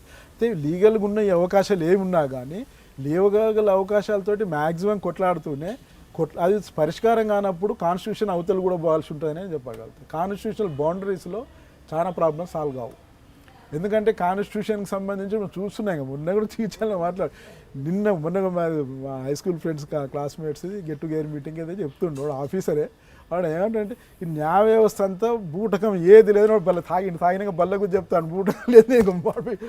రెవెన్యూ ఇన్ని కేసులు పెడితే ఆడ పోయినాక కోర్టుకు బాగుంటాడు, వాడు భూమి ఆక్రమించుకొని కూర్చొని కోర్టులో పోయినాక ఆనే తిరుగుతా అంటే మొత్తం వస్తుంది ఆడ. కానీ అప్పుడున్న పరిస్థితి ఇప్పుడు కూడా న్యాయ వ్యవస్థ కూడా పటిష్టం అవడం, ఫాస్ట్ ట్రాక్ కోర్టు పెట్టడం, దానికి చాలా ఫాస్ట్గా అనుకుంటాను. ఎంతో కొంత అప్పుడే మంచిగా ఉన్నది అనిపిస్తుంది నా న్యాయ వ్యవస్థ, కానీ కనీసం పోలీసు వ్యవస్థ కూడా కావచ్చు కానీ ఇంత అది కాదు. ఇప్పుడు ఏంటంటే మీడియా, పోలీస్ వ్యవస్థ, న్యాయ వ్యవస్థ, పొలిటికల్ లీడర్స్ వీళ్ళంతా నువ్వు చెప్తున్నా నీకైనా సమస్య వస్తే నువ్వు పోయి ఎవరికి కంప్లైంట్ చేయాలనేది ఈరోజు సమస్య. పోలీస్ స్టేషన్ ఇంప్లూజ్ చేస్తే ఆయన ఎమ్మెల్యేతో రాజుగారు అదే ఎందుకు వెళ్ళి అని పోలీస్ అయినట్టు, లాయర్ల దగ్గర పోతే గానితో నువ్వు వేయడానికి వెళ్తావని లాయర్ అంటాడు, మీడియా వాళ్ళ దగ్గర పోతే రాస్తా అంటాడు. నేను ప్రయంగా ఇప్పుడు మనం ఏం చెప్పాలి, చలాదరం అనేది ఒక చెరువుని మొత్తం నాశనం చేసిండు, మొరం మైండ్ చేసిండు. నేను ప్రతి మీడియా దగ్గర తిరిగిన ఎవ్వరు వేసుకోలేదు. ఆఖరి ఒక ఛానల్ వాళ్ళు చివరికి అంటే వాళ్ళకి పైసలు అందనట్టునే వాళ్ళు వేసిండు అంతే. తప్పితే తిరిగి నేనే చెప్పినాను ఆఖరికి కథ పరేసిన అన్ని ఫోటోలు వీడియోలు తీసుకొచ్చిస్తే కూడా వేసుకున్నాడే వెళ్ళాడు. అంటే అంతా ఒకటైపోయిండు. అందుకోసం ఇంట్లో ఏమవుతుంది ప్రచారం ద్వారా అయితే అన్నట్టు కొన్ని గంటలు అయితే తప్పితే కొంతమంది చేస్తుండొచ్చు. ఇప్పుడు వాళ్ళు ఢిల్లీలో ఉన్న లాయర్ లాంటి ఆయన సిబిఐ మీద వీళ్ళు అవన్నీ ఇద్దరు కావచ్చు. కానీ మొన్న కూడా చెప్తాను పాత కేసులు ఇండియాలో జైన్ కాడికి వెళ్ళి తీసుకొస్తే ఇప్పుడు ఆ జైన్ డైరీ దొరికింది కదా, అప్పటికెళ్ళి ఉన్న 20-30 కేసులు ఎక్కండి ఎవరికి శిక్ష పడదు ఇప్పటి వరకు. అంటే మీరు ఈ గ్రామంలో జరిగిన చెరువు ఘటన చెప్తున్నారు, పక్క ఊర్లో అటువంటి సంఘటన చూసినప్పుడు ప్రజాస్వామ్యబద్ధంగా పోరాటం చేయడం కరెక్ట్ అనుకుంటున్నారా, లేదా గతంలో లాగానే వెళ్ళుంటే వాటి గురించి చేయొచ్చు, ఆ లెవెల్లో విలేజ్ లెవెల్లో చేయొచ్చు. అంటే అక్కడ సమస్య ఏమైందనంటే ఒకటి సొసైటీలో ఇంకో మార్పు వచ్చింది ఏంటంటే ఇండివిజువాలిటీ, ఇది అనేది వ్యక్తిత్వం కాదు, వ్యక్తిత్వం పెరిగింది. ఒక యూనిట్ అయ్యే పరిస్థితి దాన్ని సృష్టించబడ్డది వాస్తవానికి. ఇప్పుడు అలా ఈ అస్తిత్వ పోరాటాలు కొంత తోడ్పడ్డాయి. ప్రతి ఏ కులానికి ఆ కులం దాని చుట్టే బండే కుల సంఘాలు అని చెప్పేసి మా ఎవరు చెప్తాను, కులానికి ఒక వినాయక చవితి అయితే కులానికి ఒక వినాయకుడు ఉంటాడు. నీకు ఏది వచ్చినా కానీ కులానికి ఒక సపరేట్ అంటే ఇంత అయిపోయి యూనిటీ అనేది పోయింది. యూనిటీ చేసి నేను అనుకుంటే ఇటువంటి విషయాలకు ప్రజలు లీగల్ బండిలో కొట్లాడచ్చు, ప్రజలను తీసుకురావాలి. నేను అంటే నువ్వు టోటల్గా సిస్టమ్ మారాలన్నప్పుడు ఈ చట్ట పరిధిలో సిస్టమ్ మారాలి. చట్టానికి అవుతూనే సిస్టమ్ మారుతుంది. అయితే చట్టం పరిధి లోపల ఏ సమస్య పరిష్కారం కాదు, పరిష్కారం సమస్యలు చాలా ఉన్నాయి. లేవనంటే సింపుల్గా చెప్పండి, మీరు యువతకి ఇచ్చే మంచి మెసేజ్ ఏంటి? నేను మెసేజ్ అంటే సమాజంలో జరుగుతున్న వాస్తవానికి చాలా సమస్యల పట్ల యూత్ పట్టించుకోవడం లేదు. వాళ్ళ కెరియరిజం, దాని అసలు యాక్చువల్ చెప్పాలంటే కెరియరిజం దిక్కు కొట్టుకోబోతూ మన సమాజం ఎటుపోతాను, సమాజంలో జరుగుతున్న మార్పులు ఏంటి, ఆఖరికి ఎటువంటి సిచ్యువేషన్ మనం నెట్టబడతాము అనే దాని దిక్కు ఆలోచించకుండా, అంటే ఇది ఒక్కటే కాదు కదా, మతతత్వం కావచ్చు. ఈరోజు పెద్ద ఎత్తున మతతత్వం పెడుతుంది. ఒక్కోసారి నా కూతురు మొన్న అంటుండే, చూడకపోతే పప్ప మనం ఆఫ్రికా కంటే వెనుకబడేటట్టు కొన్ని రోజులు ఆఫ్రికా వాళ్ళు మనకంటే ముందు పోయేటట్టున్నారు అనేది. ఈ విషయాలన్నీ సొసైటీలో జరుగుతున్న మార్పులను నేను మీకు ఐటీలో అదే చెప్పిపోయినా. దేశం గురించి చర్చ జరిగేది, ఆ చర్చ ఇప్పుడు జరగలేదు. ఒకసారి మళ్ళీసారి దేశం గురించి చర్చ జరిగితే ఏ లైను ఏం కథ అనేది యూత్ ఫస్ట్ వాళ్ళ యూత్ చండి సొసైటీ గురించి ఆలోచించండి. కెరియరిజం అనేది అది శాశ్వతం కాదు, అది మెయిన్ కూడా కాదు. సొసైటీ దెబ్బతిన్నదని కెరియరిజం కూడా ఉండేది. నువ్వు ఏ కెరియర్ చేసినా అది ఉండేది. సమాజం గురించి పట్టించుకోండి, సమాజం గురించి ఆలోచించండి. వాళ్ళ పరిధిలో ఏ మీన్స్ ఆఫ్ అవి ఉంటే వాటితో టూల్స్ తోటి మీరు పోరాడవచ్చు. అంతే. ప్రతి యువకుడు యువతి ఖచ్చితంగా వాళ్ళ కెరీర్తో పాటు సమాజం వైపు కూడా దృష్టి సారించాలంటున్నారు లంకా పాపిరెడ్డి గారు. నీ కెరియర్గా సమాజం కూడా బాగుంటే, దేశం బాగుంటే నీ కెరీర్ బాగుంటుంది అనేవి చాలా స్పష్టమైన మెసేజ్ ఇచ్చారు. ఖచ్చితంగా అతను చెప్తుంది మాత్రం వాస్తవం. ఎందుకంటే మనం దేశం బాగుండి మన ఊరు బాగుంటేనే మనం బాగుంటాం. ఈ రెండు బాగున్నప్పుడు బాగోలేనప్పుడు మనం వ్యక్తిగతంగా డెవలప్ అయినా అది గుర్తింపు రాదనేది ఆయన మాటలు అర్థమవుతుంది. ఇది ఈ వారం లంకా పాపిరెడ్డి గారితో ఎక్స్క్లూజివ్ ఇంటర్వ్యూ. వచ్చే వారం మరో గెస్ట్తో మళ్ళీ కలుద్దాం. అంతవరకు నమస్కారం.